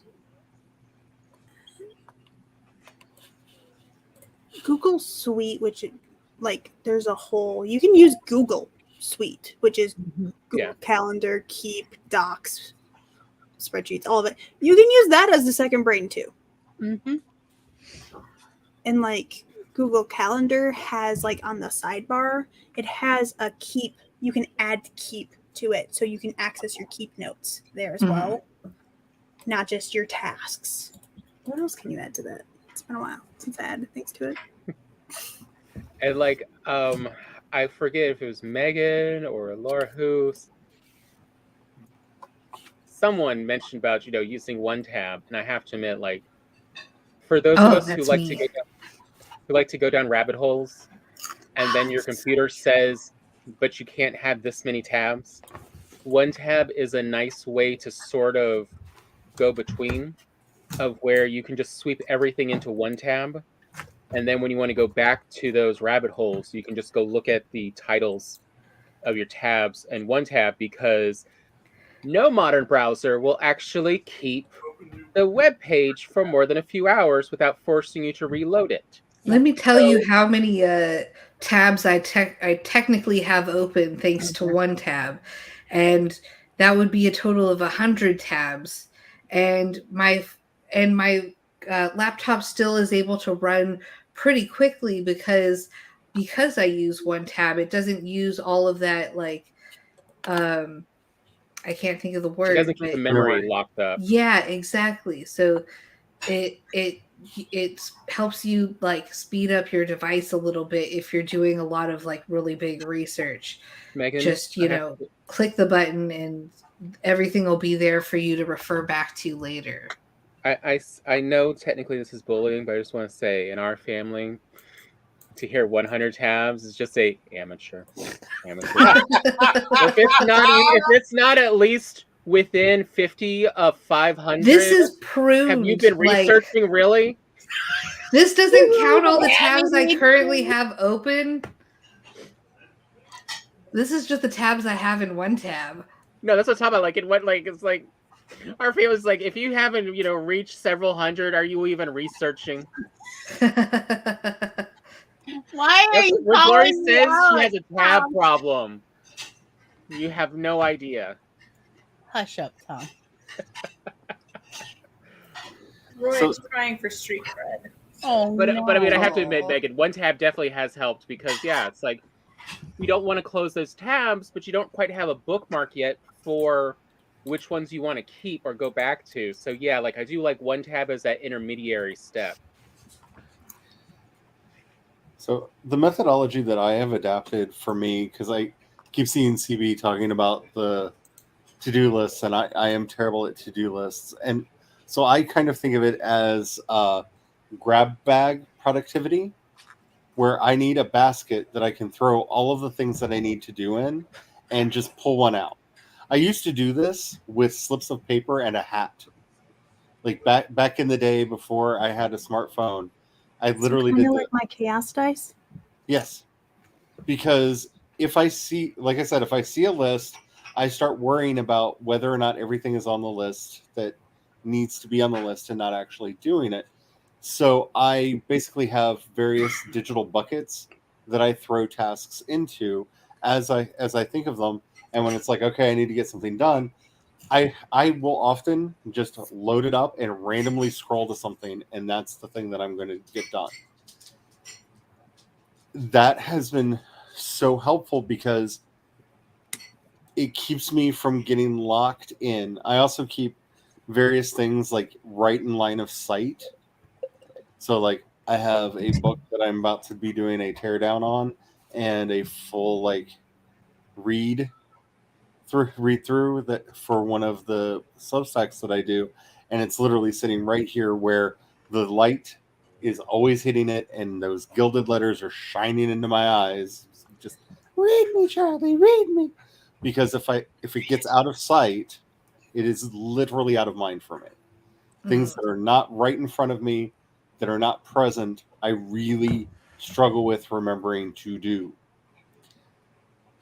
And that's kind of why I have sectioned off the various things that I do into different apps, because if I load up one app and I see all the stuff I need to do for either the CSC or for Project Shadow or for one of the writing projects I'm doing, oh, now the priority listing is starting to happen again. Which is most important? What should I be doing right now? Blah, blah, blah, blah, blah. Yeah. No, everything's in a separate place. That way it's like, I'm going to work on something for Project Shadow right now. I load up where I keep all my Project Shadow tasks, pick a thing, and do it.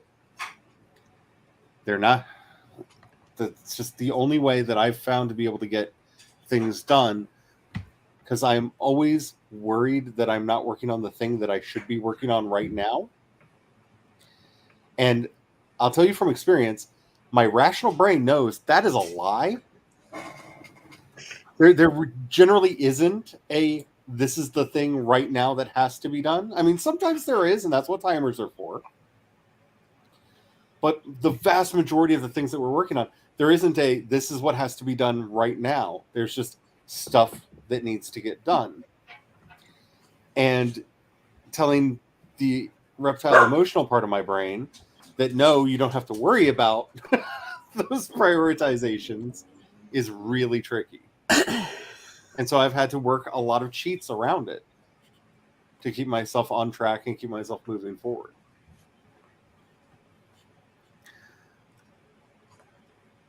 And the best actual productivity tool that I've added into my life in a long time is actually a device.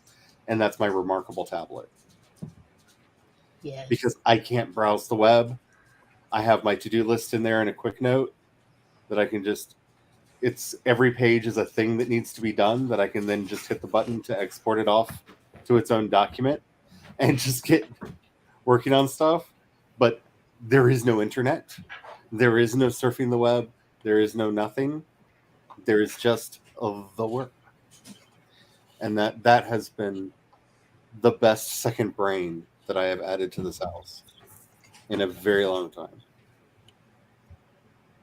I mean, we actually need to take a break soon, but that's something Laura and I talked about wanting to bring up about memory and notes in humans, which is that there is a different system in your body and brain for when you literally handwrite something. Yep. That it does help your brain remember stuff, and it is not nearly as effective when you type. Typing is definitely much more of offloading thoughts, versus notes are handwriting notes is how you reinforce a thought. And so that is another benefit of using pen and paper, or also Remarkable, or anything else where you can use a pen-like object and take notes, even on a screen. But it's that motion with your hand that, for whatever reason, helps your brain remember stuff better. And like when I say that this device feels custom made for me, it has a web clipper. So if there's an article that I want to take a lot of notes on, I can literally just in the browser hit a button, and next time I open my tablet, it's downloaded in there as a PDF that I can write notes on and export those notes for other purposes. Like it really feels like, I don't know if I know neurodivergent people are all different, but I feel like whoever the tech lead for this company is, our neurodivergences are very close cousins.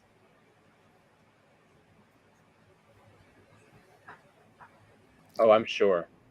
Because it works so well for everything that I want to get done. And also slows me down so that I have to think about what I'm doing. And that's something that in our modern world, we really need to be thinking about. We're always thinking about efficiency in terms of how fast can I do something.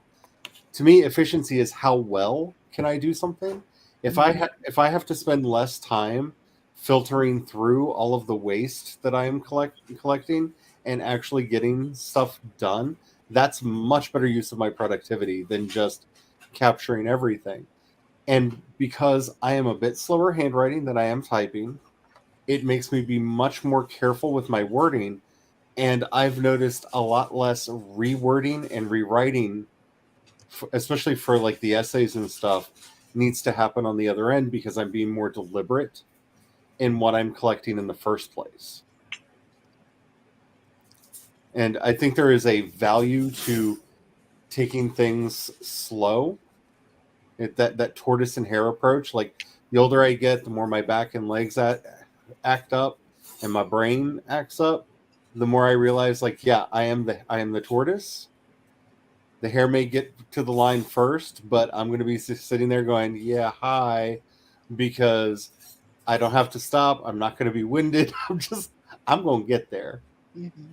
And I think that there is a value to that, and realizing when making things happen faster is not actually aiding your productivity. Yeah. You've made me realize, I'm like, hey, I could literally be using the little iPad mini and the pen that my mom is letting me use. I'm like, I could just put Google Docs on it and I could be handwriting. Yeah. Mm-hmm. Sure fun. Things. So But yeah, also, to explore. sometimes I like handwriting and I would love to be able to, but also sometimes I just can't because I'm in pain. Mm-hmm. Mm-hmm. The joint pain is real and we all hate it. Oh yeah, like just thinking about writing honestly makes this ache right now. Well, And sometimes I like, just can't grip the pen, like because my hand won't scrunch up enough. I grip it too hard. I'm one of those people. Well, one of the things that I've noticed is the older I get, I've always been very photosensitive. Like I love it when it gets dark. I hate the sun. The sun is my natural mortal enemy. Same. I just, why is it bright? I don't understand. Can you please go away? Right. It's so it's rude. It's so rude. And staring at a bright glowing box, there are times at night when I put my sleep mask on, I can see my laptop screen clearly Mhm. still in my vision. Oh, And yeah. How about like all the amount? So in my room is where the router comes in from the outside. And yeah, so the modem's in there, the router's in, like, and it's like we have spent so much time and energy putting layers upon layers of like painter's tape and trying like using a layer of painter's tape, sharpening that, putting another layer on, sharpening that, to like everything to black out the dots, the little lights on the LEDs that say they're working. We have spent so much time and energy blocking it, setting up barricades of clutter so that I could sleep at night. And that's one of the weird things that the Remarkable actually taught me is my brain wasn't tired, my eyes were. Yeah. I thought I was just having a hard time concentrating. I was blaming a lot of my problems on my ADHD because I just don't want to be sitting here typing right now. That's all that this is.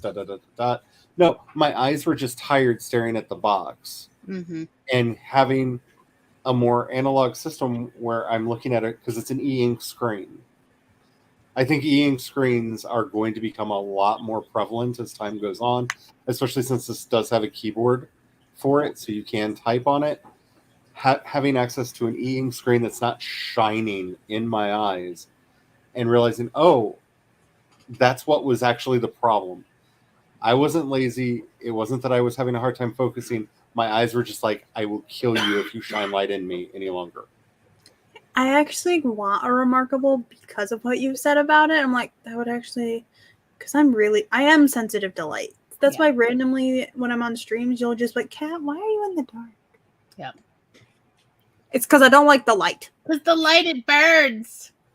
The light hurts. Why must it hurt me? I did nothing to it. But that, I am delicate magnolia. But that's been really helpful because of the way that I've developed over the years of just kind of writing these little notes and leaving them in a place that I can access them. Even though there are no apps for something like the Remarkable, I can use its quick notes to quickly capture all those thoughts and then just scroll through and find the thing that I need to do real quick and keep going, because the system is what you're looking for, not the app. What is the system that will, because this is the 2020s and everything's going crazy. So you have no guarantees that any app is going to be there in the future. So what you're actually looking for is the system that will help you offshore this so you're not thinking about it all the time and that you remember it. And once you have that system, you can do it anywhere. You just have to find the tools that allow you to do it. And that's the liberation that a second brain really gives you. Mm-hmm. Yeah, it's finding that strategy that works for you at the time. Yeah. Don't forget, like as Gloria pointed out, just because it works for you at a certain point in your life does not mean it's going to always work for you as functionally at a different point in your life in a different situation set. Mm-hmm. Like, be accepting that and be prepared for the fact that 10 years from now, what works for you may look different because your brain has changed. So most human beings, their brain goes through a hemisphere preference change every 6 to 10 years. It's really every 6 to 12 years, truthfully. And what that means is you may have by now, if you were watching this, you may have noticed that there was a previous phase of your life where you were maybe more organized or less organized than you are right now. And what I mean by that is things just clicked into place and you understood how to organize things so they were efficient to find. And it was either easier or it was way harder. And that is because your brain periodically changes which hemisphere it prefers for use. And so this is a notable thing about humans, and it's going to keep doing this your whole life. This is just, this is something humans do.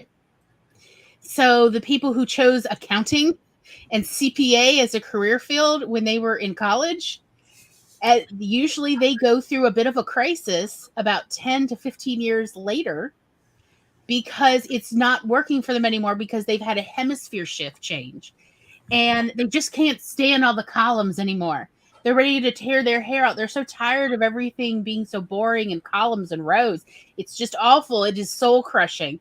And you'll see that they take up pottery or something that is so much more open-ended and creative-minded, perhaps, or just more pantsing. They can just literally pants it. They don't have to be as organized in their approach to whatever it is. So often, like I've personally seen CPAs said they take up cooking about 10 to 15 years after they chose their career field. Because cooking, and I'm not talking about baking, cooking really allows people to just jazz. On behalf of Brian, I have to say, why are you calling me out like this? You're welcome, Brian. I was going to say, Didn't he? yes. Yeah. She is describing among other people, not just. But So, yes, you know, this is certain The normal. sounds I'm hearing from the other room are just hilarious. Is he like, I'll Yeah, just get you lots later. lots of sighs and. But here's the thing: in another 6 to 12 years, it'll shift again. So don't burn bridges if you can avoid it, because this Oh, is look, just calling out all the cooks of All the authorship, cooks. Glory. Yes, I am. I'm here to call out all the spouses. But like that is part of how all human beings are, or nearly all human beings. You're going to change your brain just naturally. You have no control over it. It's an age thing. And your brain shifts which hemisphere it prefers to run everything through every 6 to 12 years. And then there's a flip.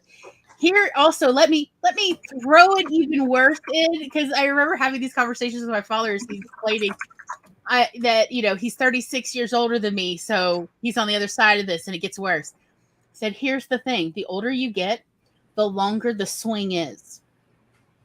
So when you're young, the shift is maybe every 4 to 6 years. Like he was talking about children. The shift hemisphere switch is about every 4 to 6 years. But the older you get, the longer the phase is before you flip. So by the time you're in your 50s, the flip is like 10 to 12. Some people experience it close to 15 years. And then right after they retire, it flips to the other side. And it's like, wow, way to ruin all of my retirement plans. And he's like, this is just part of being human. So you need to kind of, and this is why he was telling me about it in the 80s. I was like an actual literal child. He's like, so you need to be prepared that you essentially kind of end up having two dual lives that you focus on. And that some decades, you know, you focus on a more creative aspect of your life. And some decades, you just love to organize things and make lists, and everything's in little columns and rows, and it makes you happy and it brings you joy. And then other decades, but then this is where I'm wild and free and very bohemian, and I hang out with people who don't wear underwear. And that was what he told me. Hey. Look, I'm just telling you what he told me. And I was like, really? He's like, yeah, most human beings essentially end up at least desiring to have this dual life, and that they switch back and forth. And it's about every 6 to 12 years. So you should be prepared. And also don't burn bridges, because he knew me. And I'm definitely somebody who prefers to burn the bridge so I never cross over it again. I will set that bitch on fire. Oh, yeah. And he's like, try your best not to burn bridges. I know you love it, but please don't unless you absolutely have to, because you'll want to cross over that bridge in another 6 to 12 years. And then you'd be like, oh no, I sold all that equipment. I sold all that stuff when I was having that other kind of lifestyle. And so this is also something to think about, of essentially what you're using for second brain assistance in 6 to 12 years could change. And you need to be prepared for that. And then in another 6 to 12 years, it's going to change again. And this is just the circle of life. And it doesn't mean you did anything wrong. And it doesn't mean anyone else did anything wrong. It just means you are actually human. I'm sorry if this hurts your feelings, but you are human. Oh. I know. And on that note, we really will go, and we're going to do a little break. What a wonderful time. Make sure you have something to drink. Have you checked in with your bladder? Is it snack time? It may be snack time. It's always time for chocolate. I said it and I stand by it. So we'll see y'all in approximately 10 minutes. Oh, I got Just my in cookies time done. for street bread.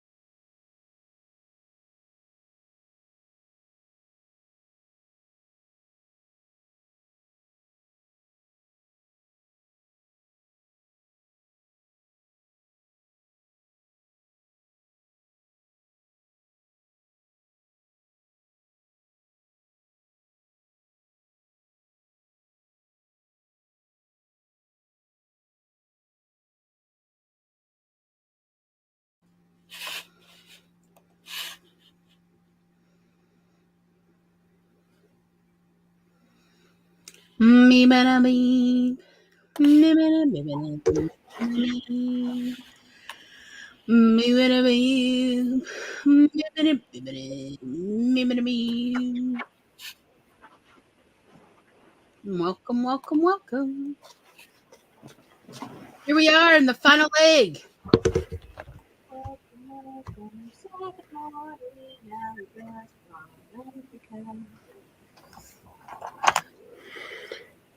So,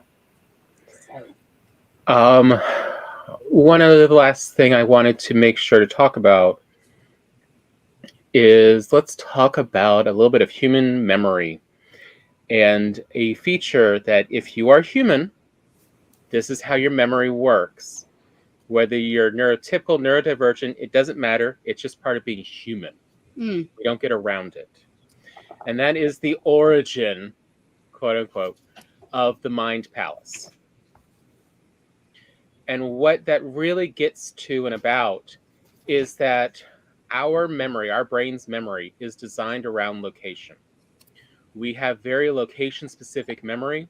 That is where even if you have awful memory, if you or anything, you will still have some capacity to survive in the wild because your memories are linked with locations. And so we need to just learn to go with that and accept it and work with it, because that is always going to be your best memory. And that's why, like we talked about, with Glory, and when she was doing Fly Lady, was the sticky notes of having those little notes, location specific, for if you're going to go do this task, here's the rundown of things you need to double check before you go off to do it. Or when you get home, here's the first things you need to check now that you are back here. And it's easy to remember this and make it a habit because it's how your memory wants to work. Mm-hmm. And so to work with it, if, this is also why we talk about having multiple apps and multiple objects for external memory, is because if you use an app or a object for a specific type of activity, then whenever you do it, all those memories come back to the surface. It's an easy way to retrieve a specific group. So if Notion is too many options for most of your things, but say it's good for your research notes. When you're in research mode, Notion might work very well for you, specifically for research type. Then use it just for that. You don't have to use it for everything else in your life. I talked about Evernote and OneTab for when you're doing specifically internet research and just to keep track of all those links and web pages. Versus, your household tasks. God, like specifically super sticky notes.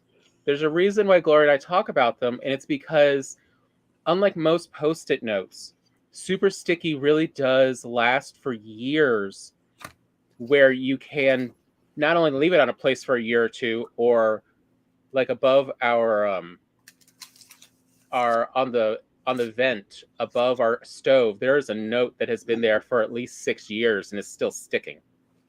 Like super sticky keeps its word, unlike most things. And there are now even super sticky notes for outdoors. Outdoor ones that will last. Yes, they're a bit more expensive, but they won't run. They are made to be rained on. They'll stick to wood, and I don't mean finished wood. They will stick to outdoor bark. Unfinished wood. We've tested it. Mm-hmm. Like think about maybe you've seen a pole, like at a fence, that is of just natural wood, and so it's split down the length. We've tried sticking these particular outdoor type of super stickies to it, and it stayed for a week in the wind and rain. Of they're serious. And I used to use that. Like I didn't have that. This is a new invention. But before that, what I did was I would use a super sticky like this, or the slightly longer version.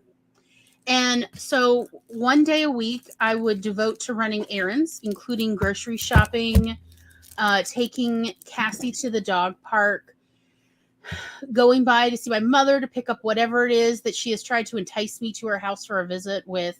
Don't you want to pick up this thing that you want? That she would buy me. I mean, this is honestly, she'd bribe me. And all the other things from my day. So it would take most of the day. And I would put everything I needed to do. And if I had the wherewithal, I'd even order it in the order I needed to go run errands, like you go from A to B to C rather than from A to D to now I feel like E to G to B, and so on. And I would then mark them off as I did it. And I would stick the super sticky to my steering wheel.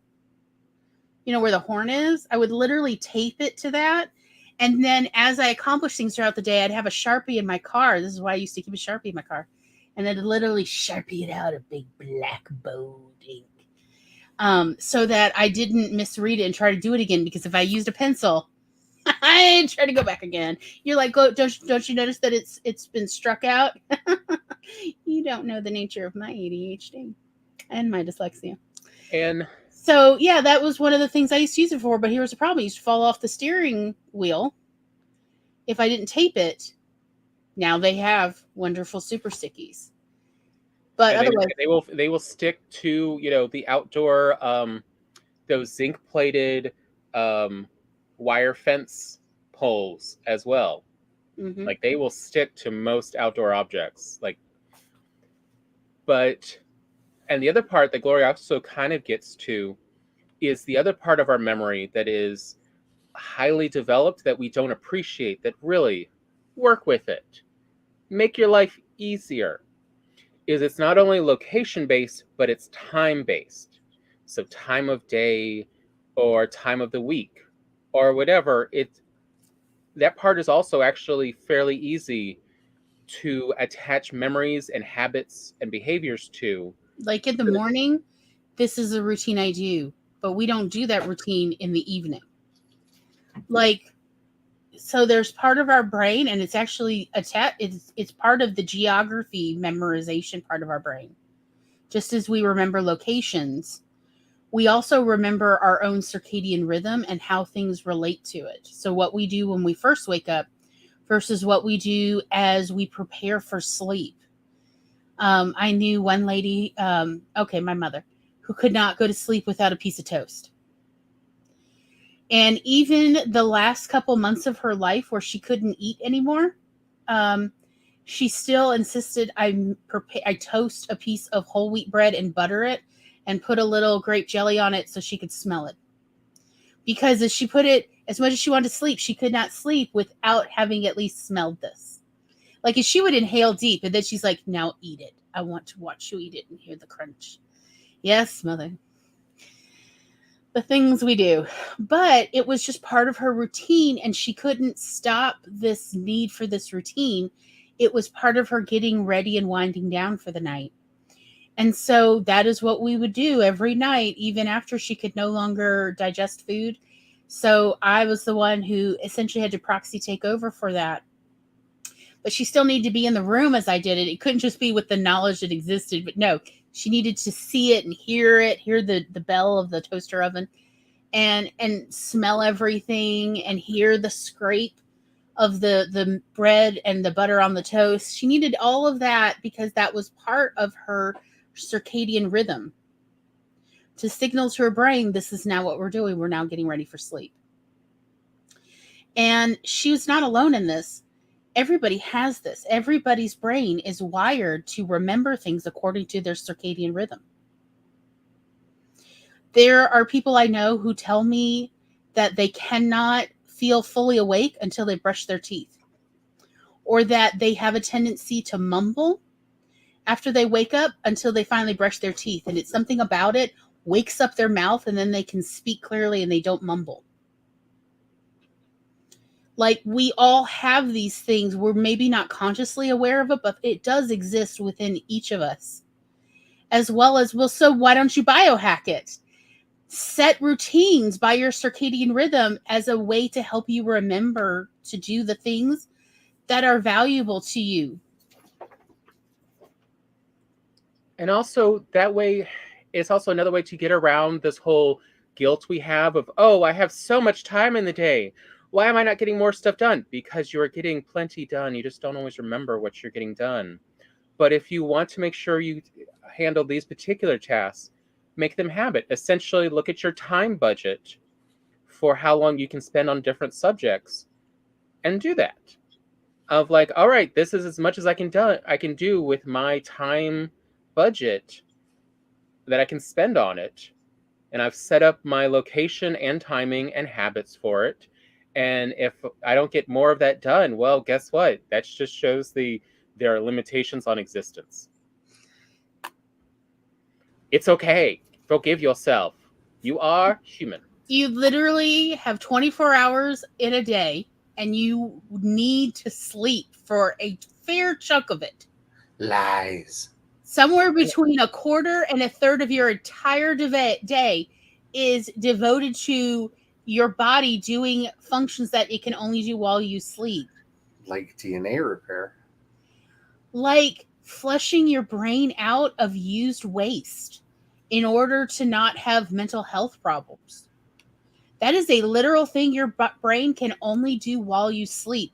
It actually opens up some kinds of cells and closes other kinds of cells in your brain in order to flush out the fluid and recharge, like put in fresh fluid in your brain so that you don't have a buildup of metabolites that could cause you to, and this is true, you will literally hallucinate if your brain cannot do it or you do not go to sleep in order to do it.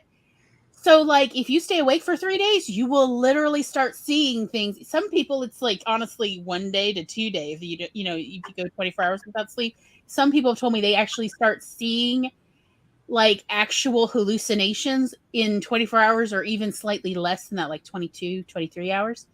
But it can take as much as 72 hours for you to see unicorns and bears that are not there. Yes, it is a type of metabolite they now found that is. Yeah, it's a plaque that builds up, and it comes from inefficient flushing. So again, you have to actually be fully asleep for your brain to do this flush each time. And so if you're only like snoozing, it's not going to do it. You need deep sleep to do this. And so, yeah, if you're not able to get deep, restful sleep, your brain won't flush out. And after a couple days, you'll start seeing all sorts of things that are not there, and you'll start hearing things that don't exist. And it's not that, you know, it's not technically permanent psychosis. It is a temporary psychosis that is just from a buildup of metabolites in your brain fluid specifically. And you know the U.S. military has studied this one in depth. They have. For what they can put their people through and not. And the answer is not nearly as much as you think, which is why they are not allowed to, just like truck drivers, they cannot go as long for active duty as they used to. You're only allowed in the military, you're only allowed to have a service member work, like where they're on the job, for, I think it's, depending on the job, 16 to 18 hours. After that, after 18 hours, if they shoot their superior officer, legally, the military courts does not hold it against the person who held the gun and pulled the trigger. They hold it against the person who did let that person off duty to go to sleep. And that is because you can actually have a dangerous buildup of metabolites in the brain in as little as 18, 19 hours. Where that person, again, as I said, you will start hallucinating. It's not like any one person, it's all people. Somewhere between, it's about 19 to 20 hours to 72 hours. It depends on that person's biochemistry. But they will start hallucinating and hearing auditory hallucinations. And that doesn't mean that they are like schizophrenic or anything. It means they need to go to freaking sleep. Because all brains need to regularly flush metabolites out. And I don't know why they don't teach this in schools, because people really don't understand that there's important value to sleeping, not just resting your body, but actually getting that important deep sleep in order to not be bonkers. Like bonkers. Like actual the Disney character bonkers. Gloria, you know why they don't teach this in school. Because capitalism is a dystopia? Yes. Like, you know the answer. We all know the answer. Many of us don't want to say it.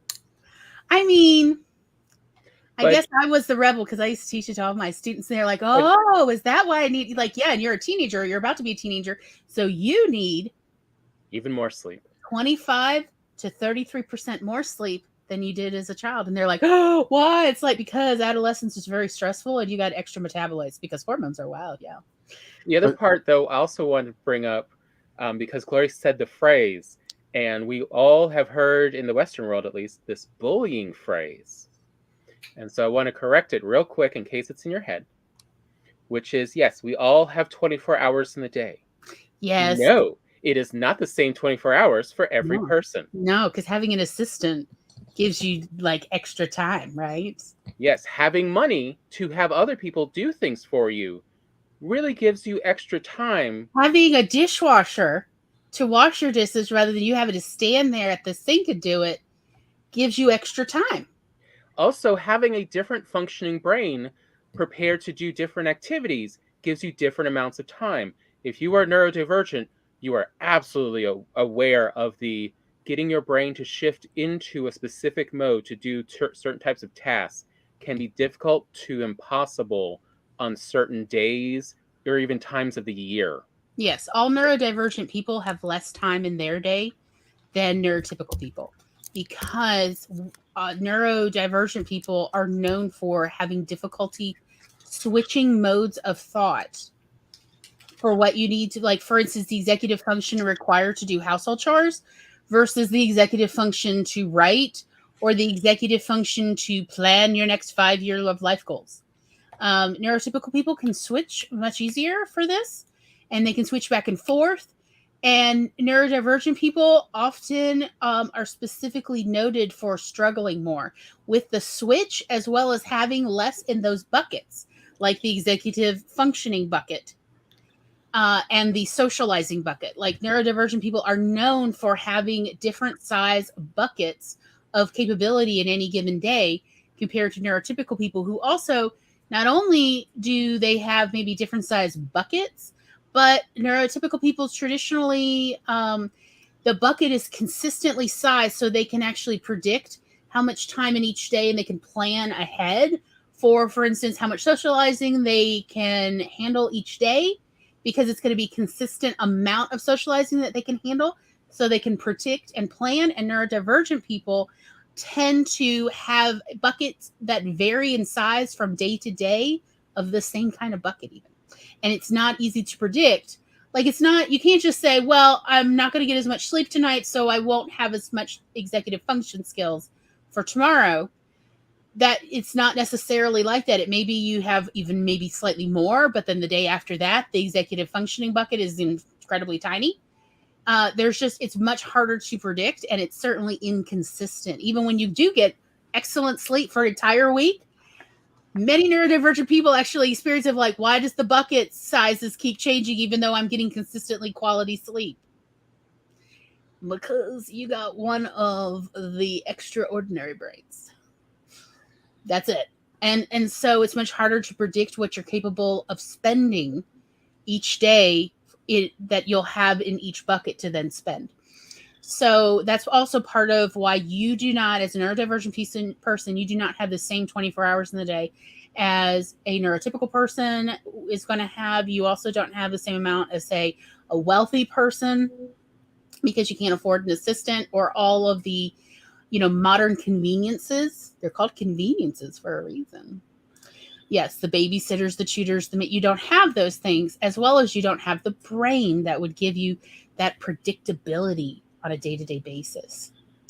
So neurodivergent means that your brain developed differently in childhood, and it did not follow the neurotypical milestone pattern that, at least in theory, the majority of humans develop in. So your brain structures, the physical structures, are different.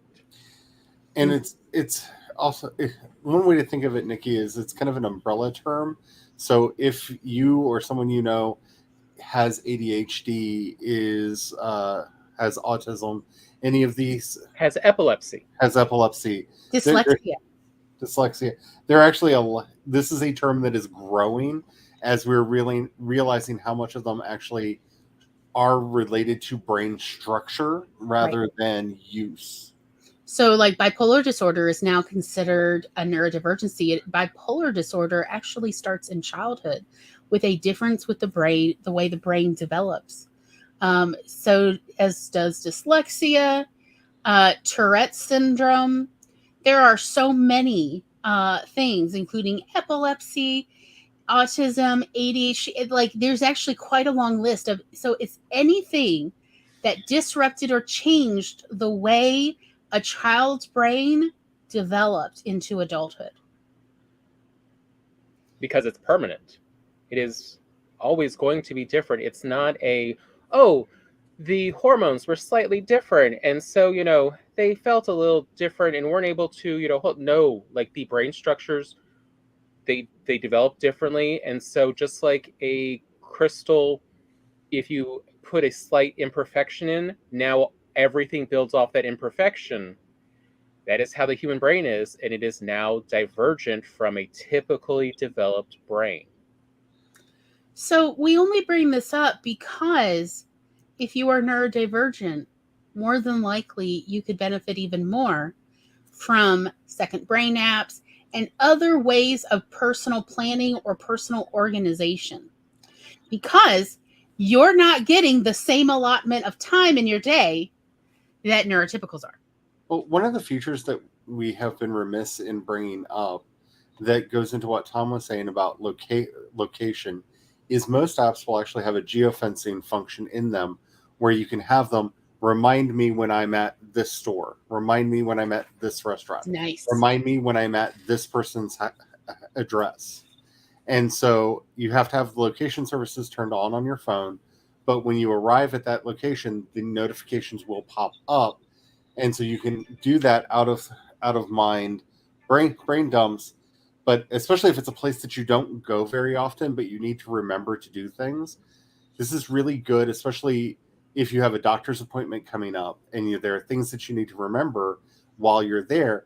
You can set reminders to remind you when you're at the doctor's office, ask these questions. And they will pop up when you arrive and remind you to do whatever it is that you told it to remind you. This is very, very helpful, especially because especially for places that you don't go that often, that you need to remember, next time I'm here, I need to do this.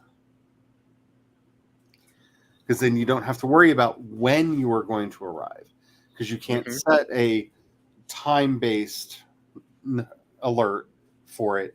But most apps do allow for a destination and location-based reminder.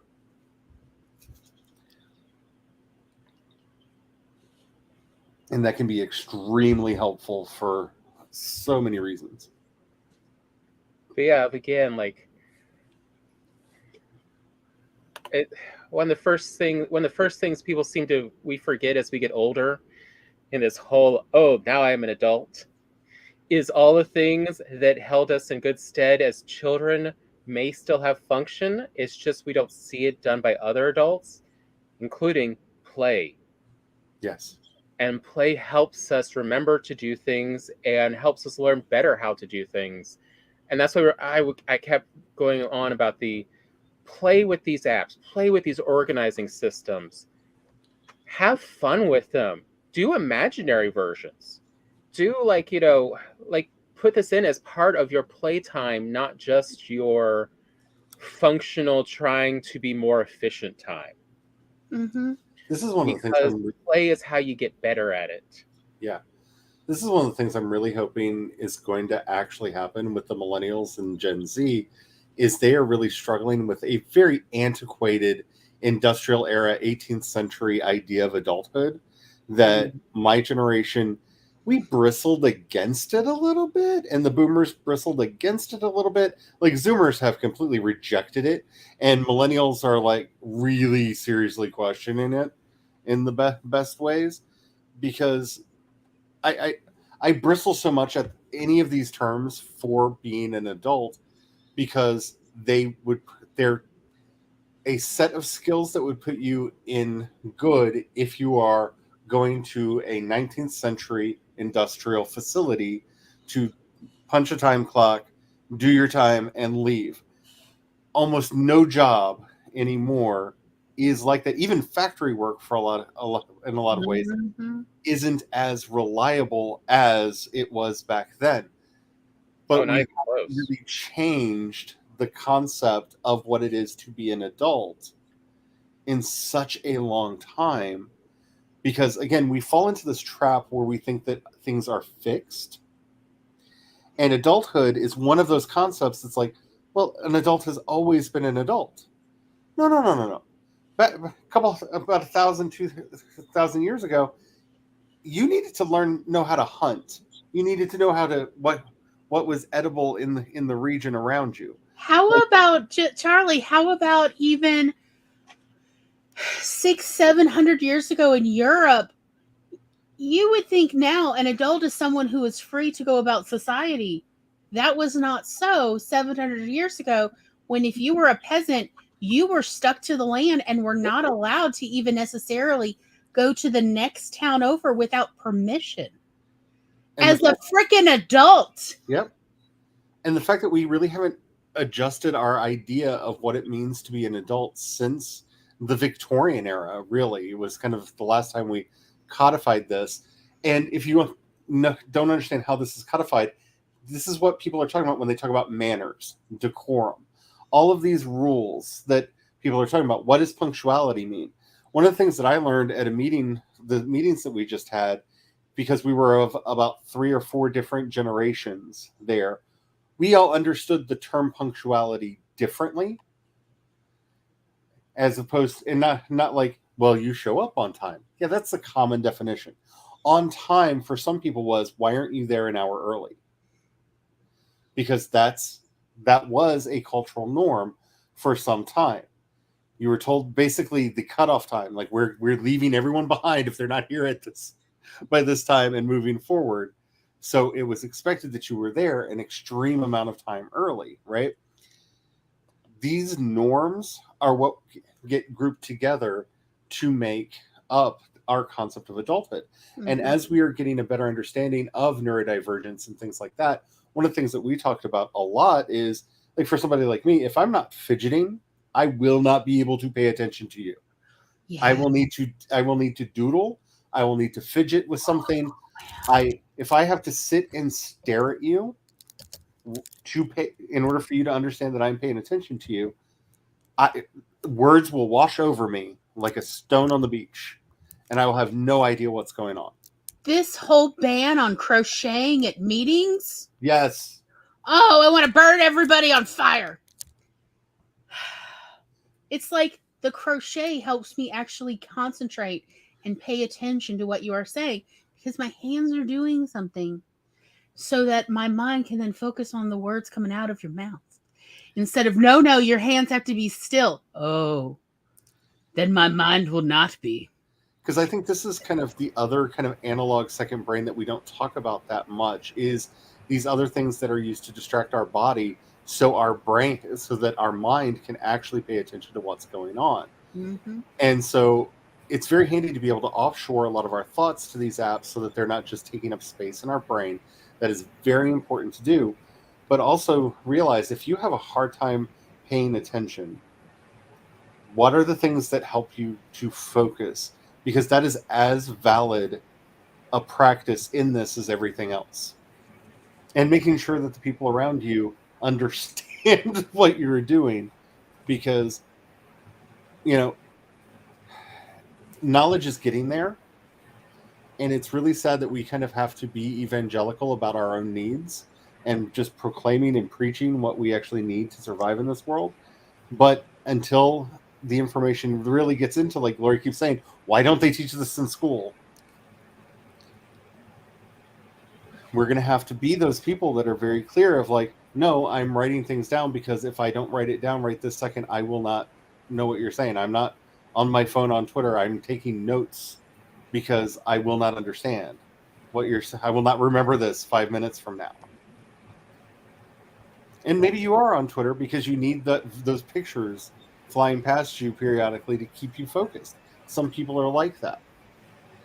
But that needs to be factored in when you're thinking about how to set up your second brain, because if you're somebody that cannot sit in front of a computer typing in stuff, maybe your second brain should not be on your computer. It might need to be on your phone. It might need to be in a paper like Glory and even I still use from time to time that you can carry around with you.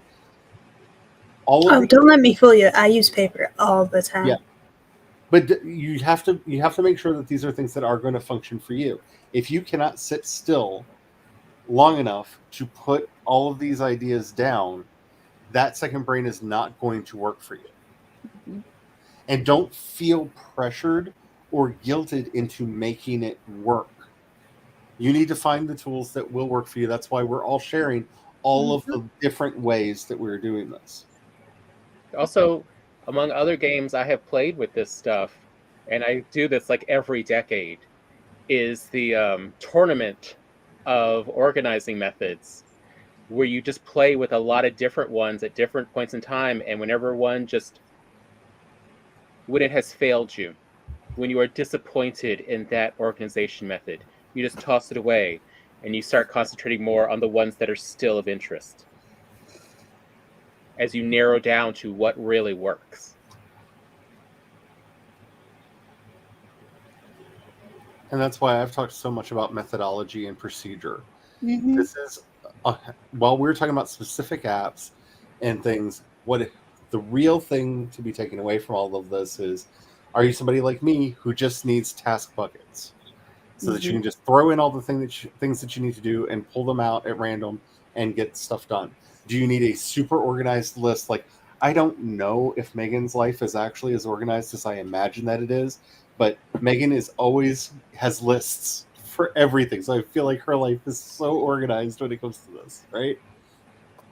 But that might work for you too. But it's about finding what works and then the methods and means to perpetuate that forward. And as CB brings up, it's okay if the only organizational methods you come up with and use are specific to a task. Mm-hmm. Yes. That's fine. We're not saying, oh, you have to organize your whole life, or what's the point? Oh, God. Here's some tools you might find useful. Another thing you do that's organization is you food plan and food prep. That's way more organized than I am because I just can't.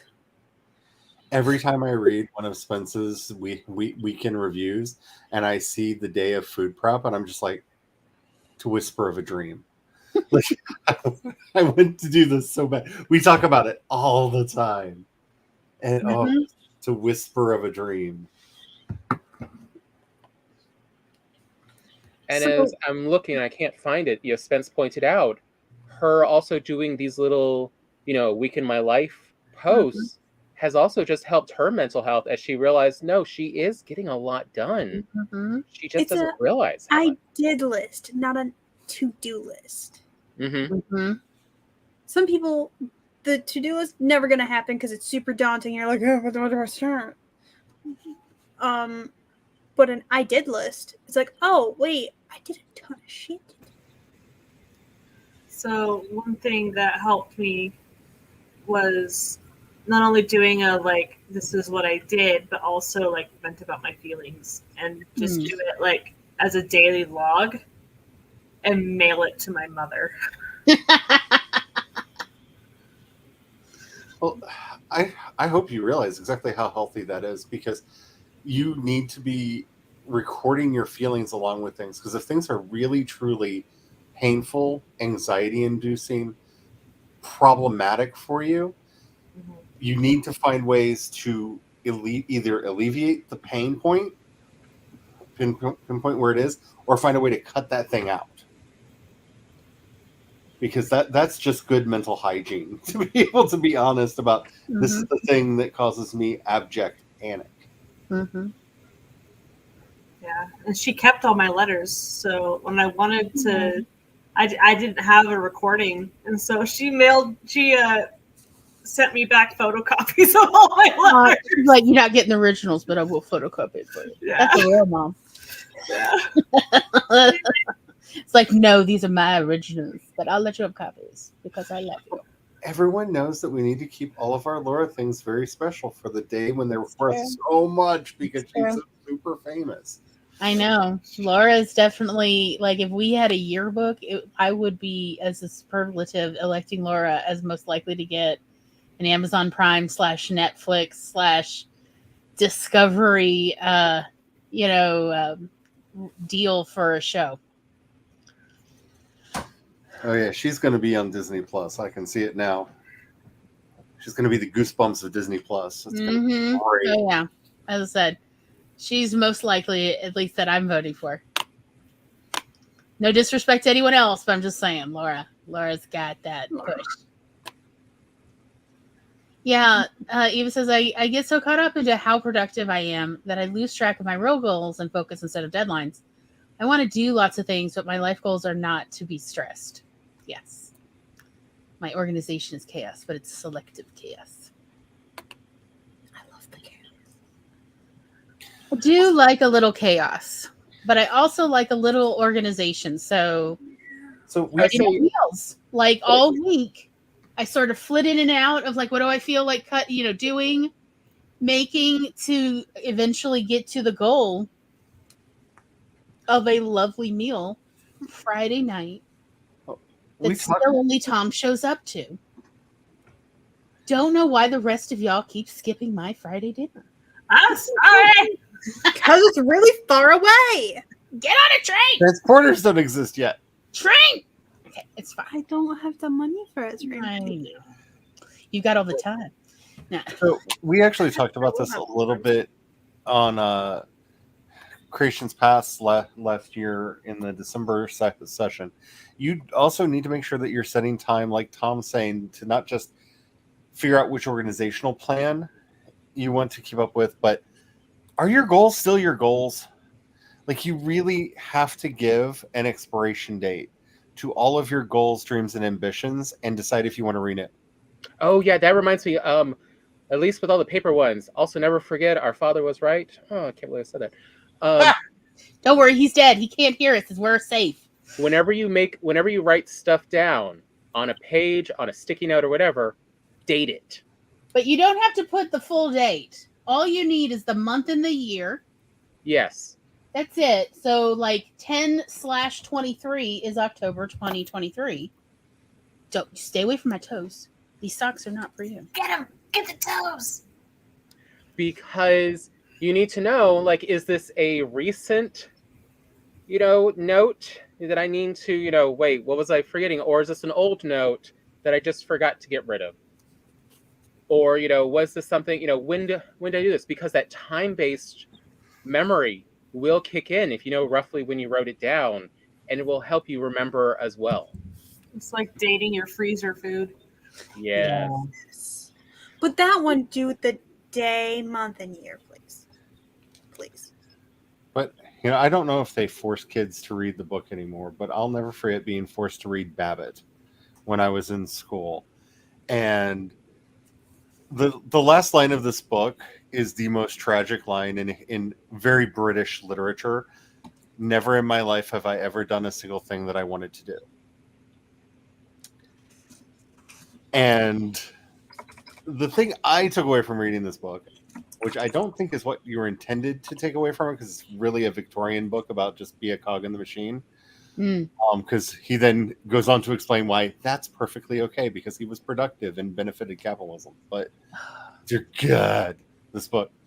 But I have kind of lived in fear of that ever since I was a kid and forced to read this book. And so that's really where are your dreams your dreams? Are they your parents' dreams?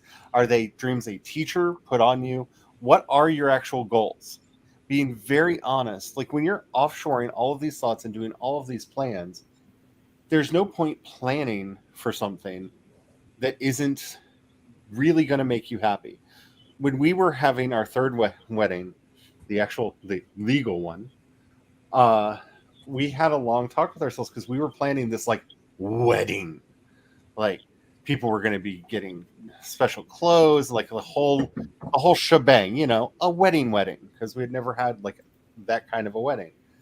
And we realized very quickly, I've never really wanted like a special kind of wedding, and he had never wanted a special kind of wedding, like with suits and everybody dressed in formal wear and all that. Like neither of us ever really wanted that.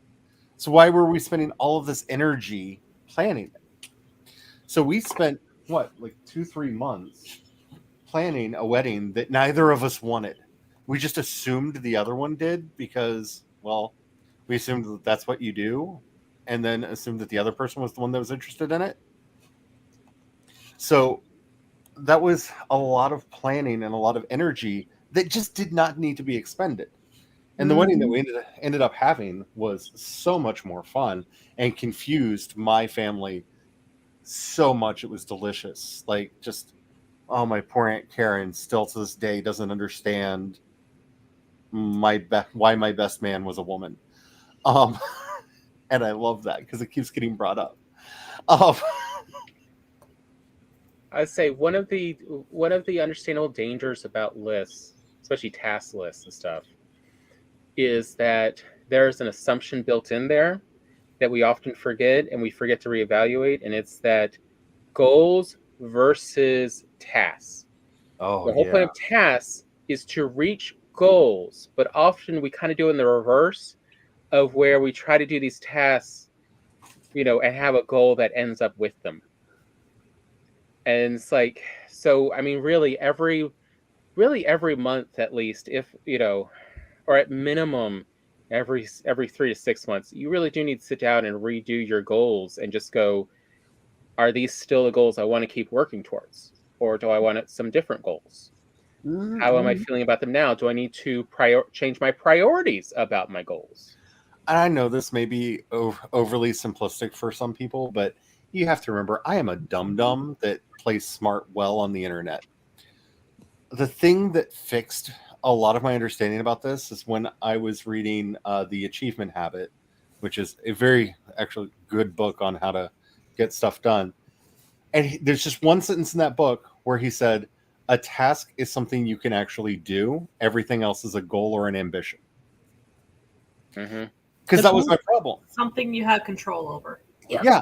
I kept making what I thought were tasks that were goals. And wondering why I could never achieve them. Because I'm a dum-dum. And I know I'm not the only dum-dum in the world. So I feel like this needs to be said. If you cannot actually take action to do the thing, it is not a task. No, it's not. There's a limited number of things any one of us can do in this world. That's all we can do. And everything else, fluff. It's just dreams and hopes and mood boards. It's not real. Because all that is real is what you can actually do. You can walk the dog. You talking about my mood boards like that?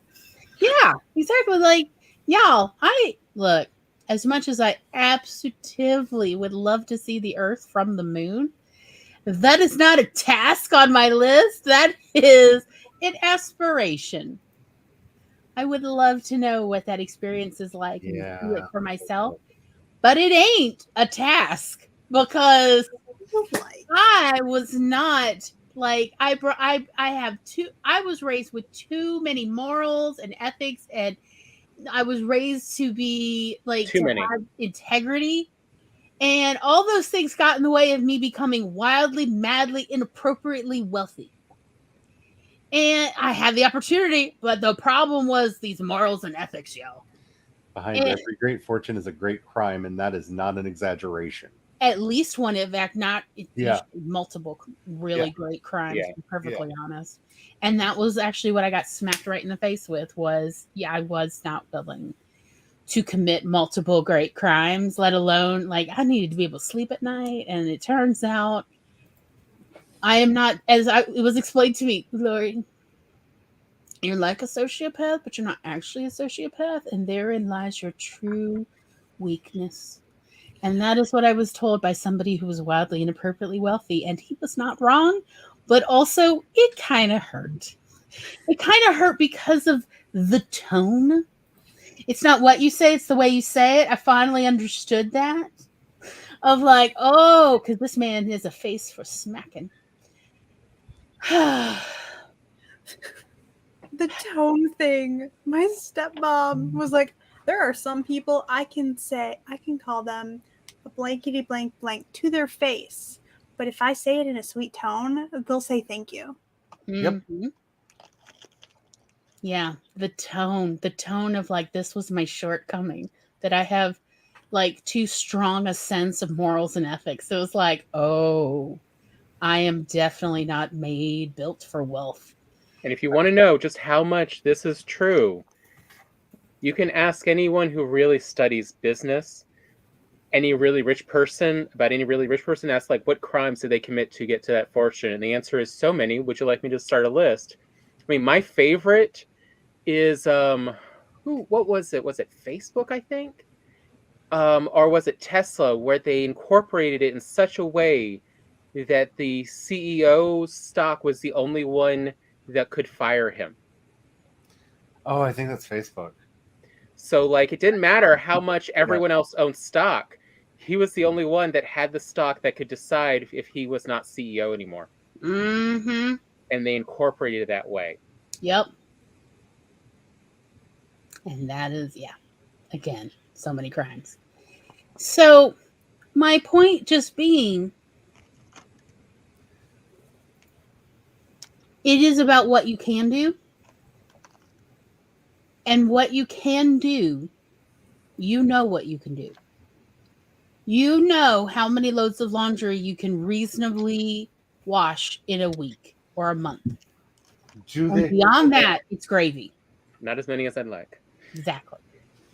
You know how many meals you can reasonably prepare that you are willing to eat in a month.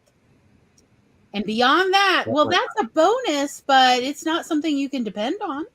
It's not something you can set your store by. And while you may aspire to maybe make a meal every single day or even make 2 meals every single day, the reality is the reality.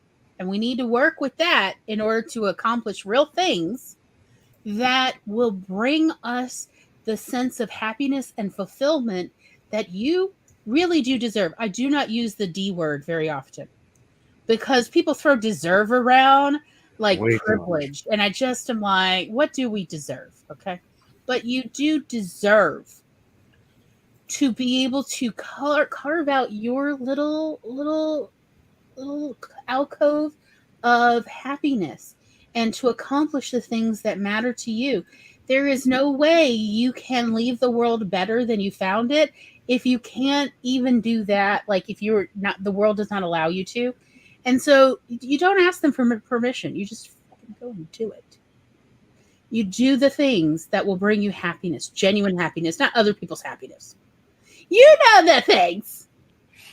Like for me, I'm going to tell you right now, you know, one of the things I only realized in my mid-30s, what actually brings me true, genuine, pure joy? Sliding in to comfy, fluffy lounge pants. Oh, God, the decadence of it. Oh, and then rubbing my legs together like a cricket. Oh, yeah. I love Are they it. preferably warmed by the dryer? Like, those are not for me, but it's cool for you. Or just normal? Cool. Actually, I prefer them to be like cool. Yes, that's what it's like. I just like it. And then rubbing my legs together like a little cricket. That sucks. I don't like sex. So, like that is, I did not realize that till I was in my mid-30s. Partly because it wasn't until my late 20s that I gave myself permission to buy lounge clothes that were comfortable to me and that fit me, let alone also that I could find. But once I did, and like I realized how much they bring me such a pure sense of joy. Because if you had to live through the 80s, you know how uncomfortable children's clothing was. Oh God, yeah. They literally sewed the seams of our clothes with fishing wire. And why was there so much starchy corduroy? Actual real fishing wire, Cat. Yeah. You know, just plastic. It was plastic fishing line Yeah. that they sewed cheap children's stuff. seams together with. They serged them together. And so imagine that just rubbing against you all day, every day at school, everywhere, every time you move, every time you breathe. You could feel it all along, everywhere, all the seams. And it wasn't just, oh, well, that's just a bad brand. No, it was all the children's clothing brands. It was everything. It was even in the nice stores, because Mom finally had enough of my complaining by the time I was in 3rd grade.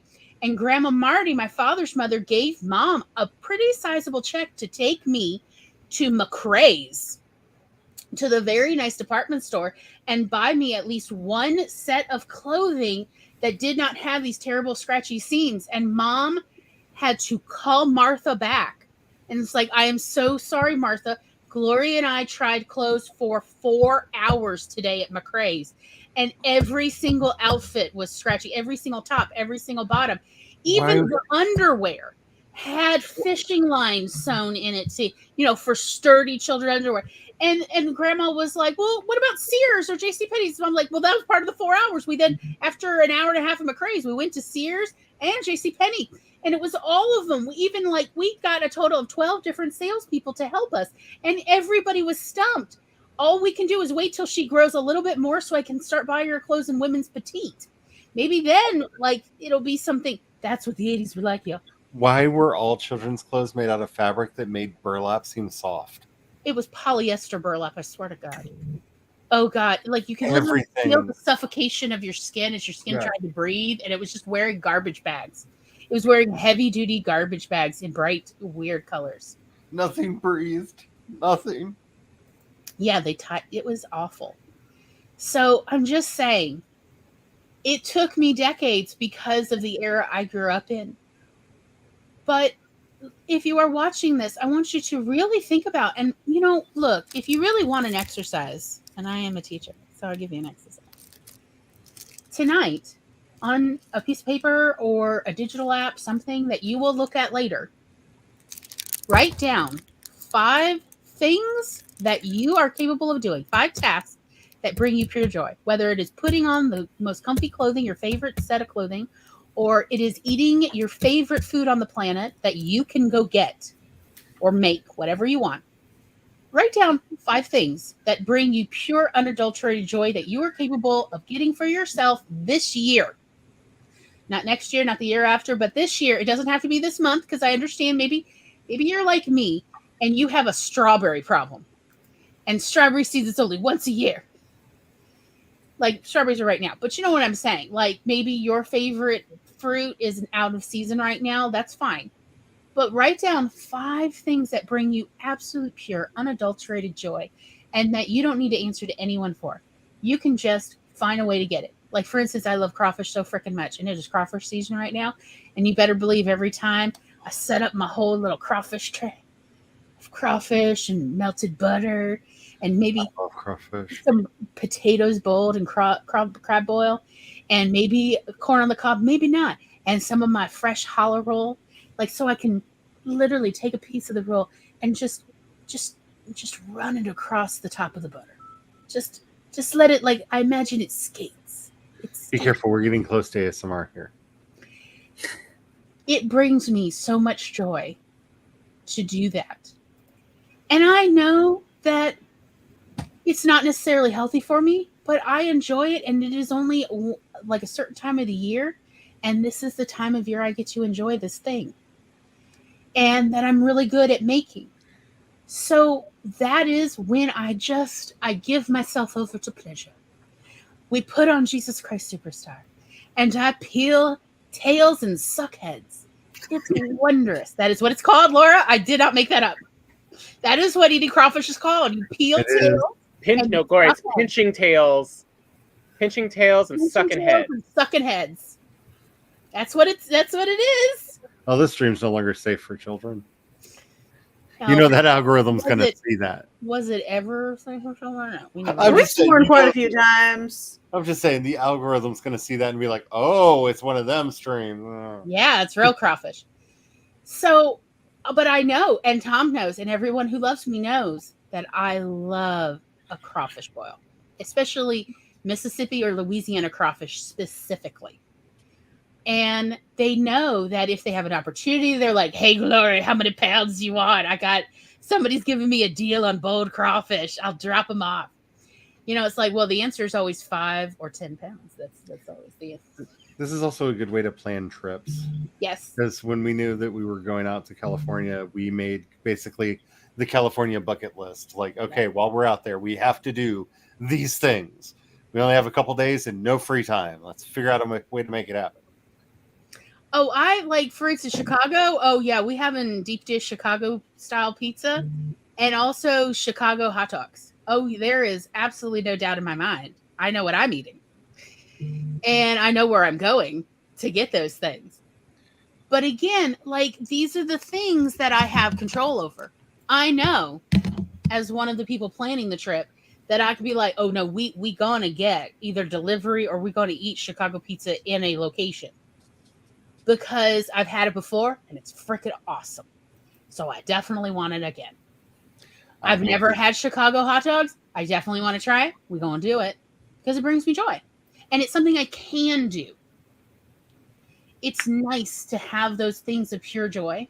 So again, your assignment, if you choose to accept it, 5 things that bring you pure joy for this year. Any 5 things, but you're the one who's going to be in charge of getting you those things. Even if it's just identifying them. Everybody needs to remind themselves what brings them pure joy. And don't accept the lie that you can't get to 5. Seriously. That's depression talking. Yeah, everyone could get to 5. Can everybody get to 50? Like, so one of the things that brings me pure joy is playing with children. Like, literally, we're playing on a playground or something, and we're playing whatever their pretend game is. I love hearing the squeals of laughter and joy of children. It makes me so happy. So if we're playing house, we're playing tea, we're playing rocket ship, whatever they want to play, I love to play in their fantasy pretend game because I love to hear their squeals of laughter. It makes me so happy. It reminds me of that feeling when I was a toddler, when I was a child. And also I love that I'm part of it. It makes me so happy. But that is not necessarily within my wheelhouse right now to secure because I don't know children available to play with. So that's not necessarily going to be on my list of 5. But it could definitely be on my aspiration list later. Let's say, Gloria, I think you know that place you're talking about in Chicago. And yeah. It was in Chicago, but it was a steakhouse that isn't open anymore. Yeah. Well, the one that Tom and I went to was in Wilmette, actually. No, there's another one, but I know. Yeah, it's like Yeah. I know which. Went to a few of them, but yeah. But yeah, like it's whatever brings you unadulterated joy. Not just, oh, it's nice. It is like, nice. You know, like, that's the stuff. And it might be your favorite root beer in a frozen frosty glass. Because isn't there something just so magical about the little frost crystals building up at the top of your drink? Oh my God, isn't that amazing? And you're drinking it just like, it's so good. Yeah, thank you.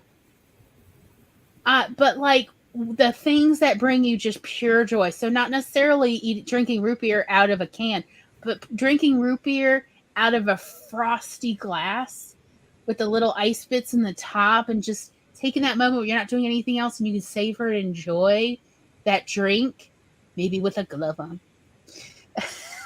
That's what I'm talking about. Write down your 5 things and really think about how often can you start incorporating that in your life. Also because, being upset and different things, it'll become hard to remember what those are at different points when you really need those. Yeah. Put that list somewhere you can see it later. Like maybe it's somewhere you can visually see it, or, my favorite, bathroom mirror. Put it somewhere you can see later so that on your dark days, you can oh, wait, there's a list of 5 things that bring me pure joy. Can I do any of those right now? Can I do any of those this week? Hopefully you could do at least one of them in the next week. So that you have that, and then you back into your mind, you start planning out more ways to get to those pure joy moments. And that's one of the uses also of having friends, is that they remember the things you really enjoy because they want to do with them again. Mm-hmm. Hence, when we met up with the Dorsets in Arkansas, one of the things that we did was we brought our favorite cigarillos that we had, Tom had kept in the humidor for a decade. And we enjoyed those with the Dorsets, and it was wonderful to be able to share that with friends. That was definitely a moment of pure joy for us. And the Dorsets were good sports and played along. That was magical. It was. 4th of July every year, I make pancakes, a mug of hot chocolate, an ice cream sundae, and then watch the Michael Flatley show, Celtic Tiger. Cool. Tackle my dog and get hugs without his consent. Oh, yeah. Same with the cats, but they usually consent. Oh, the cats are more consenting. Okay. I do not know how to feel about Leia Kitty, because Leia Kitty simultaneously always seems perturbed, but purrs really loudly when you pick her up and just cuddle her for a moment. Yes. She's like, I'm just putting up with this. Oh, but it's so nice. Yes. She is the character of the, they get kissed and they're like, what was that? I kissed you. That was horrible. Do it again. Yes. Eva would like to know, what is a joy moment for the other hosts? Chocolate. I'm very non-discriminatory when it comes to my chocolate. There are some that I like more than others, but the chocolate that Laura sends. Oh my god, it's better than the American chocolate. Yeah. Also, Laura, I have talked about you sending me candy enough that my one coworker is like, your friend that sends you candy? And then they hadn't realized that you were also my friend that did lighting. I was like, no, they're the same person. They're like, oh, that's amazing.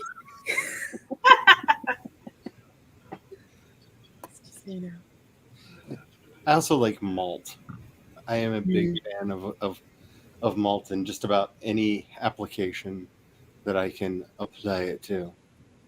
Like pure malt balls. Malt balls, malted milk. Putting malt on any kind of ice cream, any kind of dessert, pure joy. Yes, Eva, I enjoy sharing my work. When someone tells me that I kept them up late with my work, or that they keep thinking about it a week later, they can't stop thinking about a story I wrote, that is when it's yes, this is why I do all the work. When I am able to haunt somebody while still living. Yeah.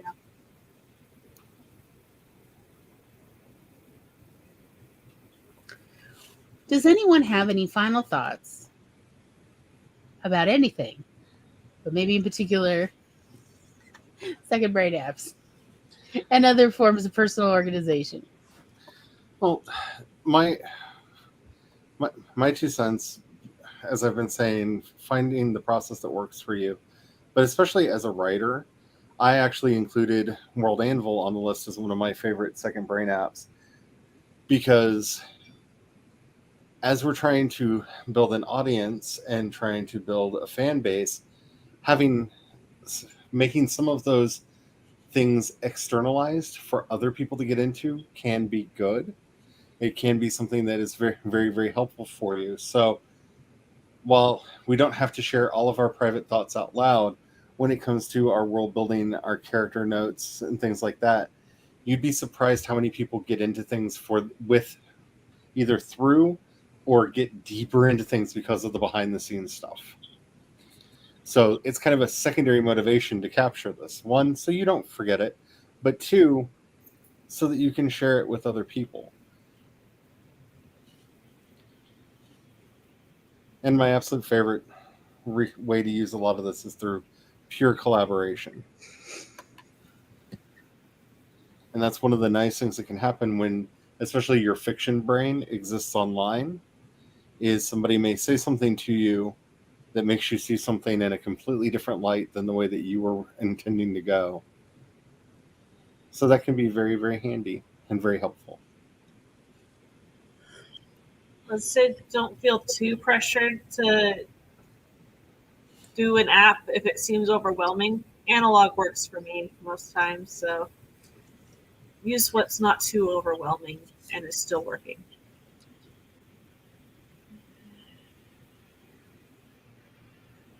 Yeah, I mean, like we've talked, years before, I think, even we're trying to, like, bullet journals are great, but they are not for everyone. Mm-hmm. But for some people, bullet journals are the best option because it keeps them motivated while they are organizing. Because mine is a journal, a task list, a goal setting, planning thingy, mabobber, and a scrapbook all in one. So. Yeah, like my stenopads are really more like a clearinghouse of all my thoughts. So there's stories in here, recipes, menus, you name it, it's in there. Reminders to do things, working out thoughts, whatever I'm thinking, it'll be in there. If I write it on a Post-it note, it'll then eventually end up in a page on the stenopad if I wish to keep that Post-it long term. And that is very helpful for me, partly because for me, opening my phone and loading an app is like the equivalent of walking through a doorway. Half the time I will forget what I was supposed to be doing. And then it's like, wait, what was I doing? And I'm just sitting there trying to remember for like 3 minutes. And I may remember, I may not. Versus, for whatever the reason, just grabbing the stenopad, which is already open, and flipping to the next page and quickly starting to write, it's not the same way for my brain. And so I'm able to keep the thought easier to then transcribe it down. So that's helpful for me, but I know that doesn't necessarily work for everybody. Whatever works, and give different things a try. You never know what'll actually click for you until you try it. He says, I have notebooks half full with pages written out of order. I go through them every so often and pitch them. I do journal and have some work in progress specific journals as well.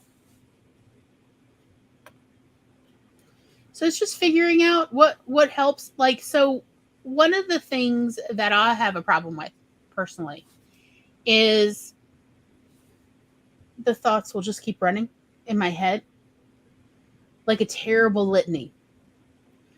And it's distracting. It's so distracting. And so I write them down to offload them so I can have thoughts that I want to have rather than just, but we need milk. But we need milk. We definitely need milk. Are we going to get milk today? When are we getting milk? Does Tom know we need milk? Well, I need to remember not to forget to tell Tom tonight to get milk tomorrow, even though I know he's going to forget because he'll go to sleep and then he'll forget. How am I going to make sure that he knows to get milk? Like this obsessive crap. It's terrible. But if I could just put it on the list, he'll see it later. It's fine. It has taken us literally decades to work this system out, though, quite honestly. Again, it's about persistence and being very flexible in constantly, if it's not working, trying a new angle to solve the same problem. And being willing to be flexible and open about trying a lot of different things. What is that song? Too high, can't go over it. Too low, can't go under it. Too wide, can't go round it. So we walked right through the door. Never heard it. 1980s Christianity was wild, y'all. But yeah, it's always like we got to find. Way too many ways. Huh? I said in way too many ways. Yes. But again, like, yeah, we used to sing that one as like like it was like a medley of that and the hide your light under a bushel. No, I'm gonna let it shine. That one, like, it was like this. I don't know. It was, 80s was wild. But I still think about that of like, well, if it's, if this doesn't work, we'll try it this way. If this doesn't work, we got to find the door. Eventually, we'll find the door. Yep. And so, yeah, the obsessive thoughts trigger. So again, it's just like finding what will help you offload the thoughts and, make the thoughts easy to access if they are essentially thoughts about functionality, like get the milk. Also, let's be honest as well. So your brain gets obsessive when it's worried about forgetting something because it's sure it's important. So when you have those thoughts racing around your head, write down the anxious thoughts so your brain knows it's offloaded. It will actually make it easier to let them go because it knows it can pick them up again. But it's just like any thought, like it'll just keep running it on a cycle if it's worried for some reason about you forgetting it. Even if it's a negative thought, write it down. And then you can put it aside for now and pick it up later and go, all right, what was I so worried about? Like for grocery lists, I literally write them on a Post-it note and put the Post-it note on the back of my phone. That's how non-digital I am. It's a good way to keep it, though. Over and read it. Look, you keep your phone with you, so you know you're going to keep the note. Exactly. At the end of the day, though, after you're done and you crumple up that note, doesn't it feel good? You just unpeel. Yeah. Well, does anyone else have any further final thoughts? Have you said your piece? Then we will wave you off into the sunset. What are we going to talk about next week? Oh, I have no idea. I can't believe you asked. I have no idea what we're doing next week. We're probably most likely either talking about marketing and promotion, or we're talking about how to hire people for work, like developmental editors and illustrators and stuff. I thought we were talking about your poetry book that you don't have any excuses not to do The anymore. violence, The Charlie. only excuse she has is currently no ISBN. The violence. Free in Canada. And my goal is to change that whole lack of ISBN thing. Hopefully. We're definitely not talking about my book of poetry coming out this year that apparently I have no more excuses for.